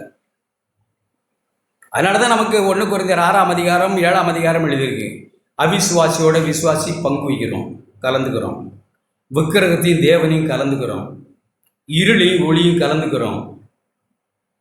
இப்படியெல்லாம் கலந்து அடுத்த வசனம் எழுதியிருக்கு, ஆவியை கரப்படுத்த பார்க்குறோம். தேவன் உயிர்ப்பித்த ஆவியை இந்த ஆத்மாவை இந்த சரீரமும் சொல்லுகிற உணர்வுகளின்படி மனுஷர் என்ன நினைப்பாங்க, மனுஷருக்கு முன்பாக எது யோசிக்கும், இங்கே வந்தால் எப்படி பேசக்கூடாது, எப்படி பேசணும், இங்கே வந்தால் எப்படி ட்ரெஸ் பண்ணணும், எப்படி ட்ரெஸ் பண்ணக்கூடாது, இங்கே வந்தால் எப்படி, சபைக்கு வந்தால் எப்படி, சபை மக்கள் மத்தியில் எப்படி பதுசாக நடந்துக்கிறணும், இங்கே மட்டும் வீட்டில் எல்லாம் பற்றி சொல்லுங்க, அதான் யோசிக்கிறதே வராது. ஏன்னா மறுபடியும் பிறக்காதவர்களுக்கு இது மட்டும்தான் யோசனை வரும். நீங்கள் எந்த கோயில்லையும் போய் பாருங்களேன், எல்லா மத கோயில்கள்லையும் பாருங்கள். கோயிலுக்கு போனால் மனுஷன் எப்படி இருக்கான்? அட்டென்ஷன் ஆகிடும். அட்டென்ஷன் அங்கே போனோன்னா பெரிய பக்தியெல்லாம் அப்படியே வந்துடும். இது எங்கேருந்து வந்தது? வெளியிலேருந்து உந்தப்படுகிற ஒரு வாழ்க்கை. கிறிஸ்தவனுக்கு அவன் எங்கே இருந்தாலுமே அவன் தான் கோயில். அவன் எங்கே இருந்தாலும் அவனே தேவனுடைய ஆலயம், தேவனுடைய ஆவி அவனுக்குள்ளே வாசமாக இருக்கிறார். அது ஆவி உயிர்ப்பிக்கப்பட்டு உள்ளே இருந்து வாழுகிற ஒரு வாழ்க்கை. ஆவி, ஆத்துமா, சரீரம். ஆவியானவருடைய சத்தத்தை கேட்டு நம்ம எல்லாரும் குறை உள்ளவர்களாக இருக்கலாம், ஆனால் அனுதினமும் ஆவியானவருடைய சத்தத்தை கேட்குற மக்களாக நம்ம இருக்கணும். இதை நாம கேட்க முடியாது, நம்ம இந்த காதுகளால் கேட்க முடியாது. இங்கே பேர் சும்மா காதில் கேட்டுக்கிட்டு வந்தபடி எப்படி புசிப்போம் குடிப்போம் நாளைக்கு சாவோம்லாம் உட்காந்துருக்கோம். இந்த காதில் கேட்டுக்கிட்டு அது வந்து இந்த காதில் போயிடும். ஆவிக்குரிய காதுகள் நமக்கு திறக்கப்படணும். மந்தமாக இருக்க காது. ஆண்டவரே தான் சொல்லும்போது மத்தேயு 24 சொன்னாங்க, தீர்க்கதரிசிகள் சொன்ன எல்லாவற்றையும் விசுவாசிக்கிறதுக்கு மந்த காது, மந்த இருதயம், காது செவிடா இருக்கு. அது ஆவி உயிர்ப்பிக்கப்படாது. ஆவியின் காதுகள் உயிர்ப்பிக்கப்படணும். உள்ளான மனுஷன் ஒன்று இருக்கு. பரிசுத்த ஆவியானவர் நம்மை அழைத்தது உள்ளான மனுஷன்லே வல்லமையாய் பலப்பட. அப்படிதான் நம்ம அழைச்சாங்க. நம்ம சரீரத்தை பற்றியெல்லாம் யோசிக்கக்கூடாது, அதை பற்றியெல்லாம் யோசிக்கக்கூடாது. சார் கதிரை சொன்னதும் ரைட்டு. எப்போ செத்தான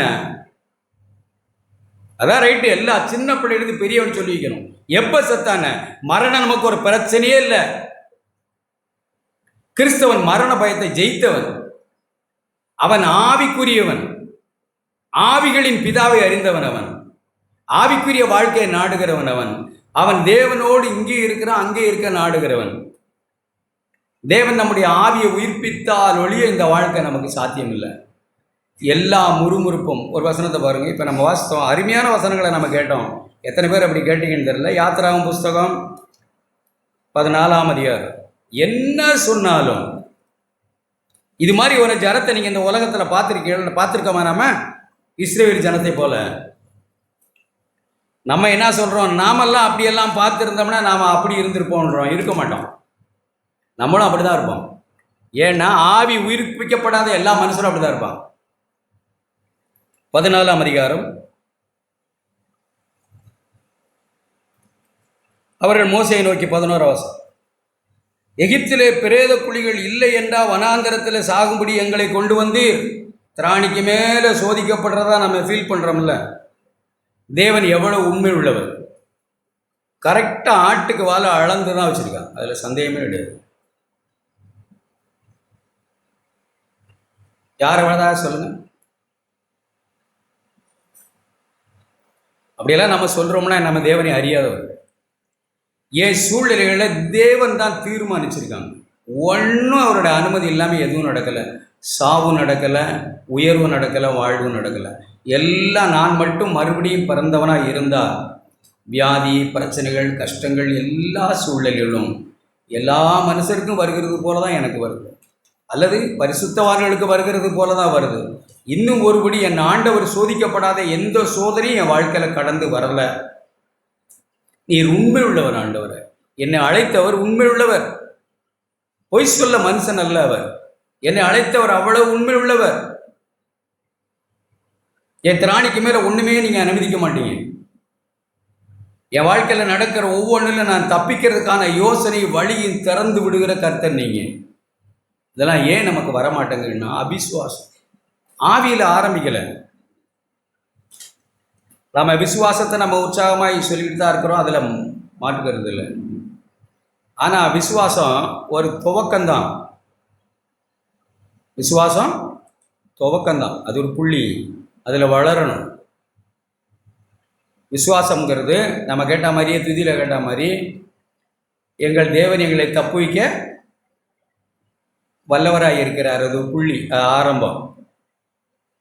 விசுவாசத்தின் வளர்ச்சி என்னன்னா, அவர் தப்புவிக்காமல் போனாலும் இந்த சிலையை நாங்கள் என்ன செய்ய மாட்டோம். தப்புவிச்சாரா தப்புவிக்கலையா?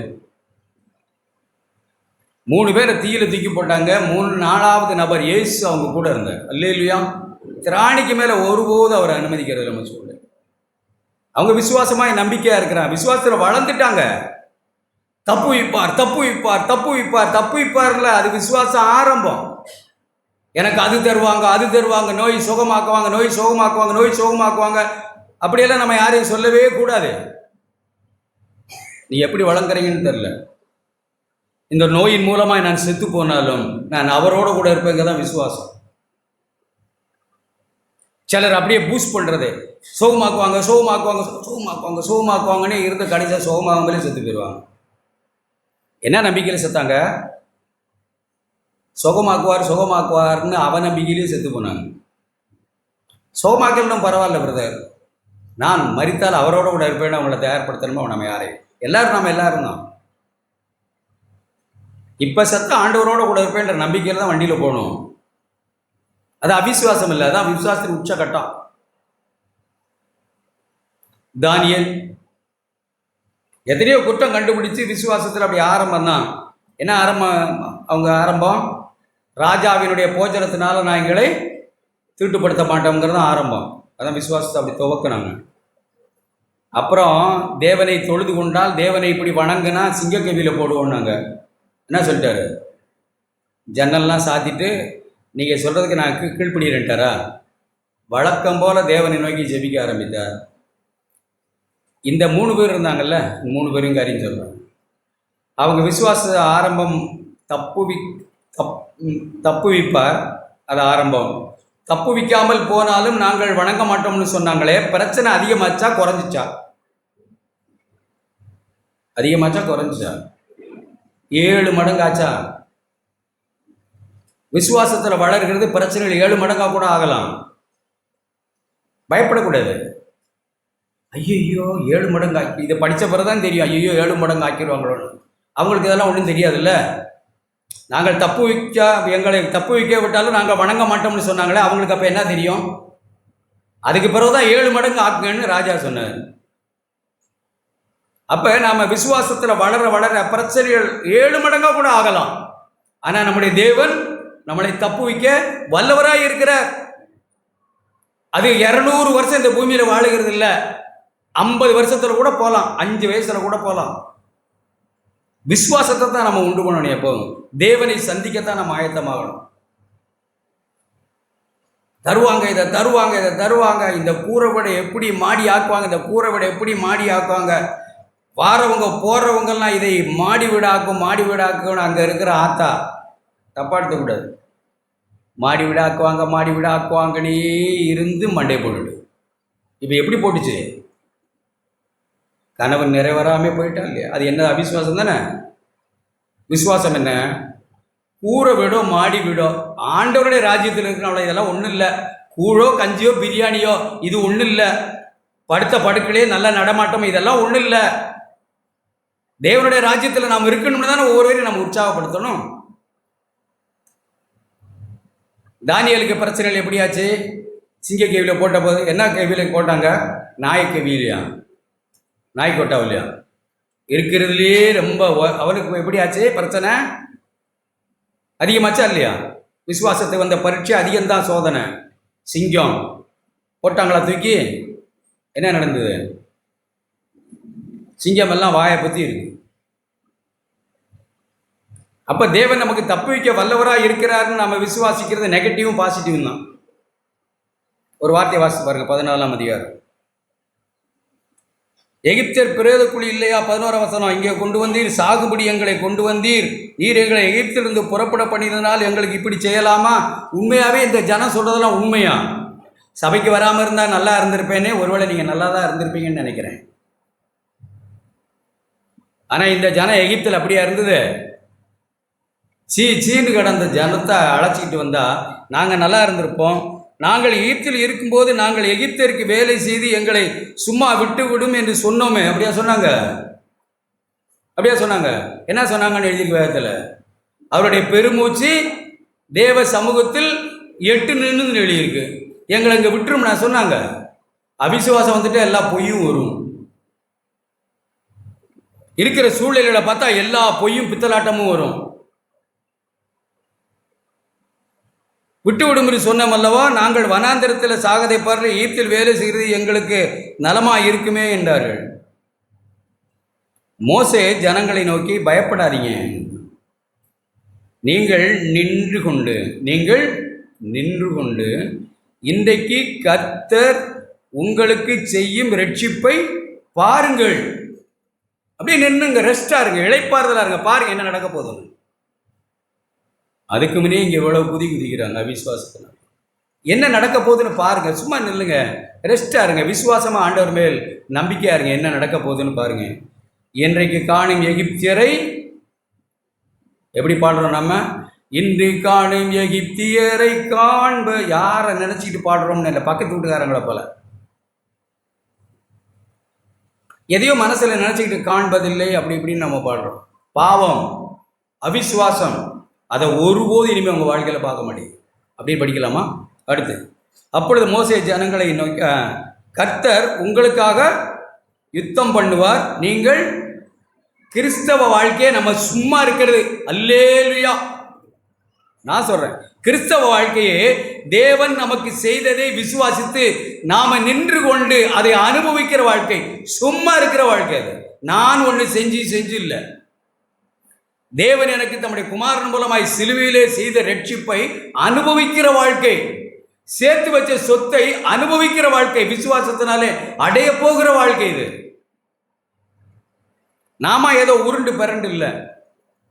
ஒரு சிலர் நாம மெனக்கெட்டுக்கிட்டு கிடக்கிறோம். அதனால தான் இவ்வளவு சோர்வும் குறையும் முறுமுறுப்பும் அவிசுவாசமும் சந்தேகமும் பயமும் எல்லாமே காரணம் நாம் இதை முயற்சிக்கிறதுனால தான். இங்கே சொல்ற மாதிரி சும்மா இருப்பீர்கள். ஆண்டவர் சொன்னார், இவங்களை புறப்பட்டு போச்சு, இந்த ஜனங்களை புறப்பட்டு போச்சு. கிறிஸ்தவ வாழ்க்கை நாம் ஆரம்பிக்கிறது இல்லைங்க. இது தேவன் நம்மிடத்துல தேவனே துவக்கணும். தேவனே நம்முடைய தயவுள்ள சித்தத்தின்படி விருப்பத்தையும் செய்யும் நம்மளை உண்டாக்குன வாழ்க்கை. நாம் ஒன்றும் இல்லை, நான் விசுவாசித்தா மட்டும் போதும். நான் விசுவாசித்தா மட்டும் போது என் வாழ்க்கையை மாறும், மனமே மறுரூபப்படும். பரிசுத்த ஆவியானவர் எனக்குள்ளே இருந்த மனதை மறுரூபப்படுத்துகிறார். அப்படிதான் எழுதியிருக்கு. ஒருவேளை நம்முடைய காரியங்கள், எனக்கு பல்லு கொட்டலாம், முடி நரைக்கலாம், கண்ணு தெரியாமல் போகலாம், கை கால் அப்படி குச்சி ஊடி நடக்கலாம், எல்லாம் போகலாம். அப்போஸ்தலன் பவுல் சொல்கிற வாழ்க்கையை பார். பரிசுத்த ஆவியினாலே உண்டாகிற கிறிஸ்தவ வாழ்வை அவர் எப்படி சொல்கிறார் பார். என்னை பொறுத்தவரை பரிசுத்த ஆவியை நான் எப்படி பார்க்குறேன்னா, அதுக்கு பேர் விசுவாசத்தின் ஆவி, பலத்தின் ஆவி. இதுதான் விசுவாசத்தின் ஆவி. காண்டாமிருகத்துக்கு ஒத்த பலன் கொண்ட ஆவி, அது விசுவாசத்தின் ஆவி. உலகத்தை ஜெயிக்கிற ஜெயத்தின் ஆவி. அதனால தான் சொல்றாரு நான், அது விசுவாசத்தின் ஆவி. பரிசுத்த ஆவியானவரை நாம் விசுவாசித்து பெற்றுக்கொண்ட ஆவி. பவுல் சொல்கிறார், விசுவாசித்தேன் ஆகையால் பேசினேன். 13 வசனம், 2 கொரிந்தியர் 4:13. 12, மரணமானது எங்களிடத்தில் நடக்குது, நாங்கள் அனுதினமும் சாகுறோம், எங்களை ஒப்புக் கொடுக்கிறோம். நான் அல்ல. பரிசுத்த ஆவியானவர் ஒரு மனுஷனுடைய இருதயத்தை சுத்தமாக்கி, பரிசுத்த ஆவியானவர் ஒரு சகோதர சகோதரிக்குள்ள வந்துட்டார். அவங்களுடைய வாழ்வு நான் அல்ல, கிறிஸ்துவே எனக்குள் பிழைத்திருக்கிற. எனக்குள்ள கிறிஸ்துவின் ஆவி வந்திருக்கு. கிறிஸ்து அல்லது கிறிஸ்துவின் ஆவி ரெண்டும் ஒன்று தான். கிறிஸ்துவின் ஆவி எனக்குள்ளே வந்திருக்கிறார். அவர் வந்து என்னை வாழ விடுகிறது இல்லை. நான் அல்ல. எப்பவும் அவங்களுடைய எண்ணம் அப்படி இருக்கு. சோதிக்கப்படலாம், குறைவுகள் இருக்கலாம், வீழ்ச்சிகள் இருக்கலாம். ஆனால் அவனிடத்தில் இருக்கிற விசுவாசத்தின் வார்த்தை நான் அல்ல, நான் வேண்டாம் ஆண்டவரே, நான் அல்ல, கிறிஸ்துவே எனக்குள் பிழைத்திருக்கிறார். இப்போது நான் பிழைத்திருக்கிறதோ என்னில் அன்பு கூர்ந்து எனக்காக தம்முடைய குமாரனை ஒப்புக் கொடுத்த கிறிஸ்துவை பற்றி விசுவாசத்தினால நான் பிழைக்கிறேன். இது ஒரு விசுவாசத்தின் ஆவி. என்ன சொல்றாரு பாருங்க, 14 வசனம். கர்த்தராகிய இயேசுவை எழுப்பினவர், கர்த்தராகிய இயேசுவை எழுப்பினாரா பரிசுத்த ஆவியானவர்? பிதா எழுப்பினாரா? ஒன்றும் சொல்ல மாட்டேன்றீங்க. அவர் என்ன சொல்றார்? எங்களையும் இயேசுவை கொண்டு எழுப்பி உங்களோடு கூட தமக்குன்பாக நிறுத்துவார் என்று அறிந்திருக்கிறோம். என்ன நம்பிக்கை ஒரு மனுஷனுக்கு! எங்களையும் உங்களோட கூட நிறுத்துவார். என்ன நம்பிக்கை சொல்லுங்க. பவுலோட கூட நாம நிற்க போறோம்னு பவுல் விசுவாசி சொல்ற கொரிந்து சபையை பார்த்து, எங்களோட கூட உங்களோடு கூட நாங்களும் அவருக்கு முன்பாக நிறுத்துவார் என்று அறிந்திருக்கிறோம். ஆனபடினால 16 வசனம், நாங்கள் சோர்ந்து போகல. சோர்ந்து போகிற யாவும் நம்பிக்கை இல்லாதவர்கள் அப்படின்னு சொல்லலாம். வேதம் அப்படிதான் சொல்லும். சோர்ந்து போகிற நீங்களோ நானோ யாரா இருந்தாலும் தேவனிடத்தில் நம்பிக்கை இழக்கிறோம். அதனால தான் சோர்ந்து போகிறோம். விசுவாசத்தை நம்பிக்கை நமக்கு இருக்கிறது இல்லை. நான் சும்மா நின்று கொண்டு யுத்தத்தை பார்க்க அழைக்கப்பட்டவன், கர்த்தர் என்ன செய்கிறார்னு பார்க்க அழைக்கப்பட்டவன். தயவுசெய்து நம்ம விசுவாசமா இருக்கும். இன்றைக்கு இருக்கிற சூழ்நிலைகள் எல்லாம் மாறும். நம்ம கூட கர்த்தர் இருக்கிறத ஜனங்கள் பார்ப்பாங்க, நமக்கே தெரியாது. ஓ நீங்கள் ஞாயிற்றுக்கிழமைனா சபைக்கு போயிடுவீங்க அப்படின்னு அவங்க அறிஞ்சு வச்சுருக்காங்க. நமக்கு புரிய மாட்டேங்குது. இவங்க சபைக்கு போகிற ஜனம் ஞாயிற்றுக்கிழமைனா எது எப்படி இருந்தாலும் அவங்க சபைக்கு போகிறவங்கன்னு ஜனங்கள் அறிஞ்சு வச்சுருக்காங்க நம்மளே. ஒரு சிலர், எல்லாரும் இல்லை.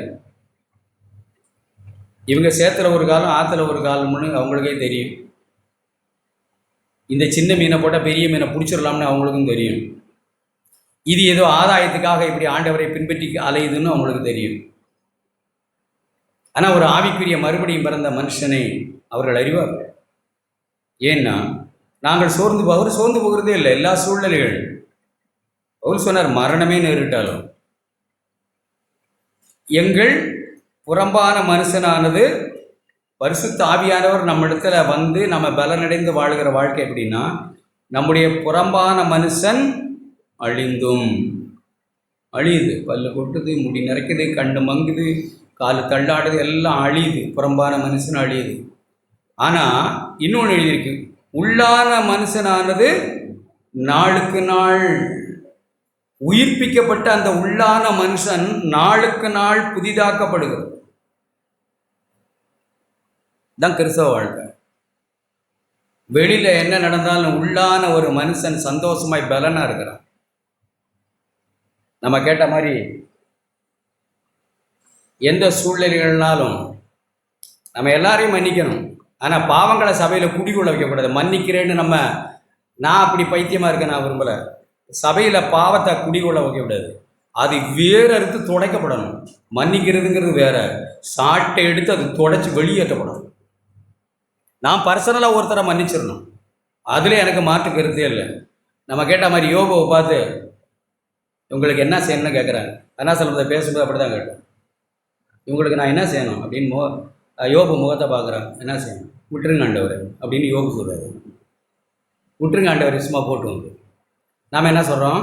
நம்மளை பார்த்து என்ன செய்யலாம்? இவங்களை விட்டுருங்க ஆண்டவர், எப்போ நான் என்னையும் மன்னிச்சேன் அவளை மன்னிச்சு அப்படின்னு நம்ம இருக்கணும். ஆனால் ஏனோ தானோ சபையவே பாழ்படுத்த நினைக்கிற சுயநீதி, பாழ்படுத்த நினைக்கிற காரியங்களை நம்ம சபையில் விட்டு வைக்கிறது இல்லை. மன்னிச்சிட்டோம் அப்படின்லாம் இல்லை. தேவன் எதை எதிர்க்கிறாரோ அதை நாமும் எதிர்க்கிறோம். அப்படிதான் பர்சனலாக ஒருவர் எனக்கு என்ன செய்திருந்தாலும் என்னை பார்த்து, ஆண்டவர் இவங்களுக்கு என்ன செய்யணும், இவங்க செஞ்சது தப்பு தான், நீ என்ன சொல்கிற, ஃபைனலாக உன் வார்த்தை தான், உன் வார்த்தையை கேட்டு தான் இப்போ என்ன செய்ய போகிறேன், என்ன சொல்கிறேன், உன் முகத்தை பார்த்தா விட்டுருங்க ஆண்டவரே, விட்டுருங்க, என்னை மன்னிச்சது போல் உங்களை விட்டுருங்க ஆண்டவரே அப்படின்னு நான் இருக்கணுமே தவிர. இந்த விவசாயத்தில் ஒருத்தர் தான் சபையில் நம்மளை வந்து கேட்குறாங்க, ஆண்டவர் என்ன செய்யணும், உன் வார்த்தையை தான் நான் கேட்குறேன், என்னை எப்படி கண்டிப்பீங்களோ அவனை அது மாதிரி கண்டிங்க சொல்லணுமா வேணாமா? கஞ்சாடையாக போகிறதா?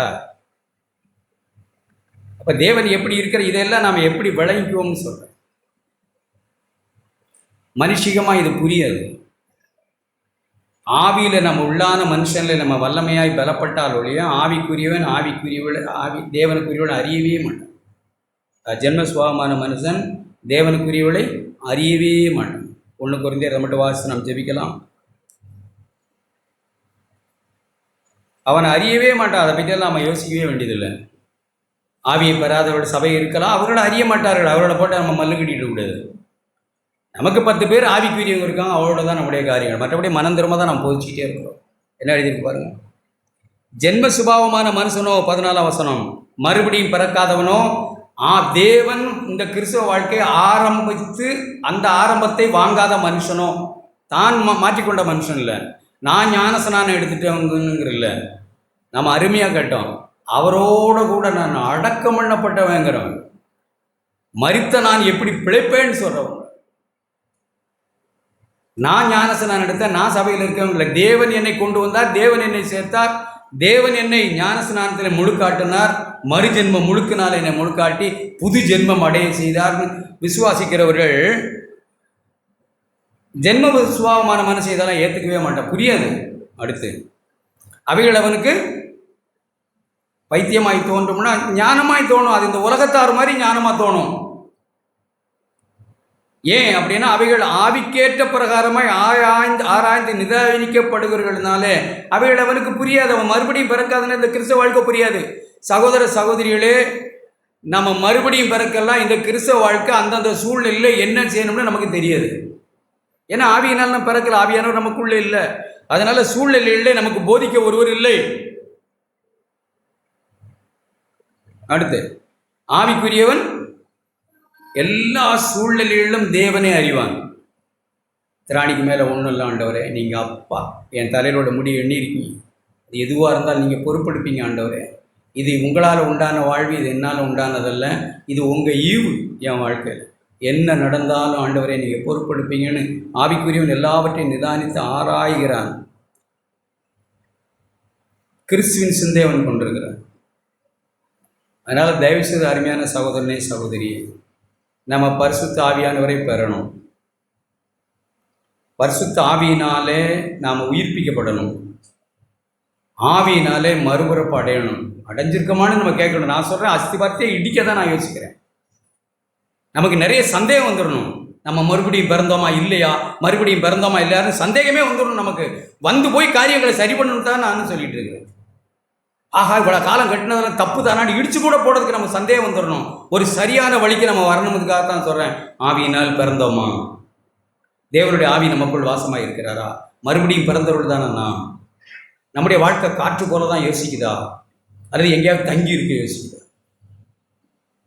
பரிசுத்த ஆவியை பெற்றோம், சபையில் எத்தனை வருஷங்களாக இருக்கிறோம்னு எத்தனை குளறுபடியாக நாம் இருக்கிறோம். நேரம் தொடர்ந்து குளறுபடியாக, எப்போவோ குளறுபடி ஏதோ தவறு நடந்துட்டு அதை சொல்லலைண்ணா. எப்போ பார்த்தாலும் ஒரு குளறுபடிக்குள்ளேயே ஏன் இருக்கிறோம்? ஆவியினால் நடத்தப்படலை. ஜென்ம சுபாவமான மனுஷர் ஆவி உயிர்ப்பிக்கப்படலை. அவர்கள் சரீரத்தில் ஆரம்பித்து சபைக்கு வந்த உடனே வெளியில் ஆரம்பித்து பாத்திரத்தின் வெளியே சுத்தமாக்கி உள்ளேயோ கொள்ளையினாலும் வெறியினாலும் நிறைஞ்சிருக்கு. வெள்ளையடிக்கப்பட்ட கல்லறை. வெளியில் ஆரம்பிக்கிறோம். அதுக்கு பிறகு ஆத்மாவை சுத்தம் பண்ணி கொண்டு ஒரு ஒழுங்குங்கிறமா சபையில் இடத்துக்கு தகுந்த மாதிரி எப்படி பேசலாம், எப்படி நடக்கலாம், அப்படி நாசுக்காக நடந்துக்கிற ஆத்மாவை அப்படி அப்படி அழகாக ஆத்மாவை டியூன் பண்ணி வச்சுருக்கோம். அழகாக நேர்த்தியாக ஆவிக்குரியவனை போல ஆத்மாவை சூப்பராக்கி வச்சுருக்கோம். நான் புதன்கிழமை சொன்ன மாதிரி காயின் ஆபேல் மாதிரி. காயின் ஆத்மாவில் ஆவி செத்து போச்சு. ஆதாமோட ஏவாளோட ஆவி செத்து போச்சு, பிள்ளைகளுடைய ஆவி செத்து போச்சு. ஆனால் காயினுடைய வாழ்க்கை எப்படி இருக்கு? ஆபேலோட எப்படி பேசுகிறாரு? அப்படி போய் டீ சாப்பிட்டு வருவோமா கடைக்கு? ஒன்றுமே பார்க்க முடியல. ஸ்தோத்திரம் பிரதர், நல்லா இருக்கீங்களா? அந்த மாதிரி போயிட்டு வருவோமா, கடைக்கு போயிட்டு வருவோமா, டீ சாப்பிட்டு வருவோமா, அப்படியே அழைச்சிட்டு போனால் கத்தி மம்பட்டி எல்லாம் அங்கே இருக்குது, எங்கே வயலில் இருக்குது. டீ எல்லாம் சாப்பிட்டுட்டு பேசிக்கிட்டு போகும்போது நல்லா இருந்துச்சா, அந்த கடையில் தான் டீ குடிக்கணும், சூப்பராக போடுவானு பூரியான் வடை, அப்போ நல்லா தான் இருக்கும் பிரதர் எல்லாம் பேசிக்கிட்டு ஒன்றுமே கண்டுபிடிக்க முடியல. வயலுக்கு போய் என்ன நடந்துட்டு? அதுதான் ஆத்துமா. என்ன மாதிரி ஆத்துமா கிறிஸ்தவர்கள் எப்போ பார்த்தாலும் பின்னாடி தான் வாழ்க்கை இருக்கும். ஆவியில் இது தவறே, இப்படி இருக்கக்கூடாதே, என்ன இப்படி வருதுன்னா யோசனை இல்லை. அவர்களுக்கு அதை பற்றியெல்லாம் தேவனை பற்றியெல்லாம் யோசனையே இல்லை. அப்படி நம்ம வாழக்கூடாது. வெளியிலிருந்து ஆரம்பித்து அப்புறம் ஆத்துமாவை நல்லபடியாக பழக்கி வச்சு யாரை வேணாலும் நீ பார்த்துருக்கீங்கன்னா இதை மட்டும் சொல்கிறேன், சொல்லணும்னு நினச்சேன். நான் நினைக்க யோசித்தேன். சில நாய்க்குட்டிகளை பழக்குவாங்க. அந்த நாய் மாதிரியே ஒரு பொம்மை 4 குட்டியை அப்படி கொண்டு வந்து இப்படி வச்சிருக்கு. ஏதோ ஒரு தப்பு பண்ணிடுச்சுன்னா இந்த பொம்மை நாய்க்குட்டியை போட அடி அடி அடி அடின்னு போட்டு அடிப்பான் அந்த ஆள். பார்த்துருக்கீங்களா? அப்படி நீங்கள் அந்த நாய்க்குட்டியெல்லாம் செதறி ஓடி போகும். பிள்ளைகளை, குழந்தைகளை, சின்ன குழந்தைகள் ஏதாவதுன்னா அப்படி எதையும் போட்டு அடி அடி அடின்னு குழந்தை மாதிரி ஒரு பொம்மையை வச்சு அடி அடின்னு இருக்குது, வாய முடியும். பழக்கிறாங்களா அப்படி? இந்த நாயை அடித்து பழக்கிறாங்க, பொம்மை நாயை அடித்து உண்மையான நாயை பழக்கிறாங்க, இப்படி இந்த பொம்மையை அடித்து பிள்ளைகளை பழக்கிறாங்க. சிலரை பார்த்தீங்கன்னா பெரிய பிள்ளையை அடித்து சின்ன பிள்ளையை பழக்கிறாங்க. பழகிறதா இல்லையா? ஆத்துமா அழகாக பழகிடுது. இடத்துக்கு தகுந்த பிரதர் வர்றாரு, டிவி ஆஃப் பண்ணுறா, இப்போ மாடா போடுறது, போன பிறகு பார்த்துக்கும். பிரதர் டியாடா இப்படி கால் இப்படி உட்காந்து போட்டு உட்காடுறது, அவன் எல்லாம் நடிக்க ஆரம்பிச்சிடறான். சபைக்கு வந்தால் எப்படி இருக்கணும், வீட்டிலனா எப்படி இருக்கணும், யார் வரும்போது எப்படி இருக்கணும், யார் வரும்போது எப்படி பேசணும், எல்லாமே ஆத்மாவை டியூன் பண்ணி சூப்பராக ஆக்கி வச்சுக்கிறான். ஆவி தேவனை மட்டும் அறியலை. ஆவிக்குரியவர்கள் இல்லாதவர்களை பார்த்தா என்ன அழகான பிள்ளை. நான் பார்த்து சொல்கிறேன். இங்கே வாம்மா, ஒரு பாஸ்டர் என்னை கூப்பிட்டு, நான் உட்காந்துருக்கேன் அவர் வீட்டில், என் பொண்ணு ஜெபிக்கிறத கேட்குறீங்களான்னு கேட்குறாரு. அட சாமி, நம்ம எங்கடா இருக்கோன்னு கூப்பிட்டு உட்கார வச்சு அவங்க மகா ஜெபம் பண்ணுறது என்னோட பார்க்க சொல்கிறாரு. ஆவிக்குரியவங்களா? நான் ஏமாறுவேனா?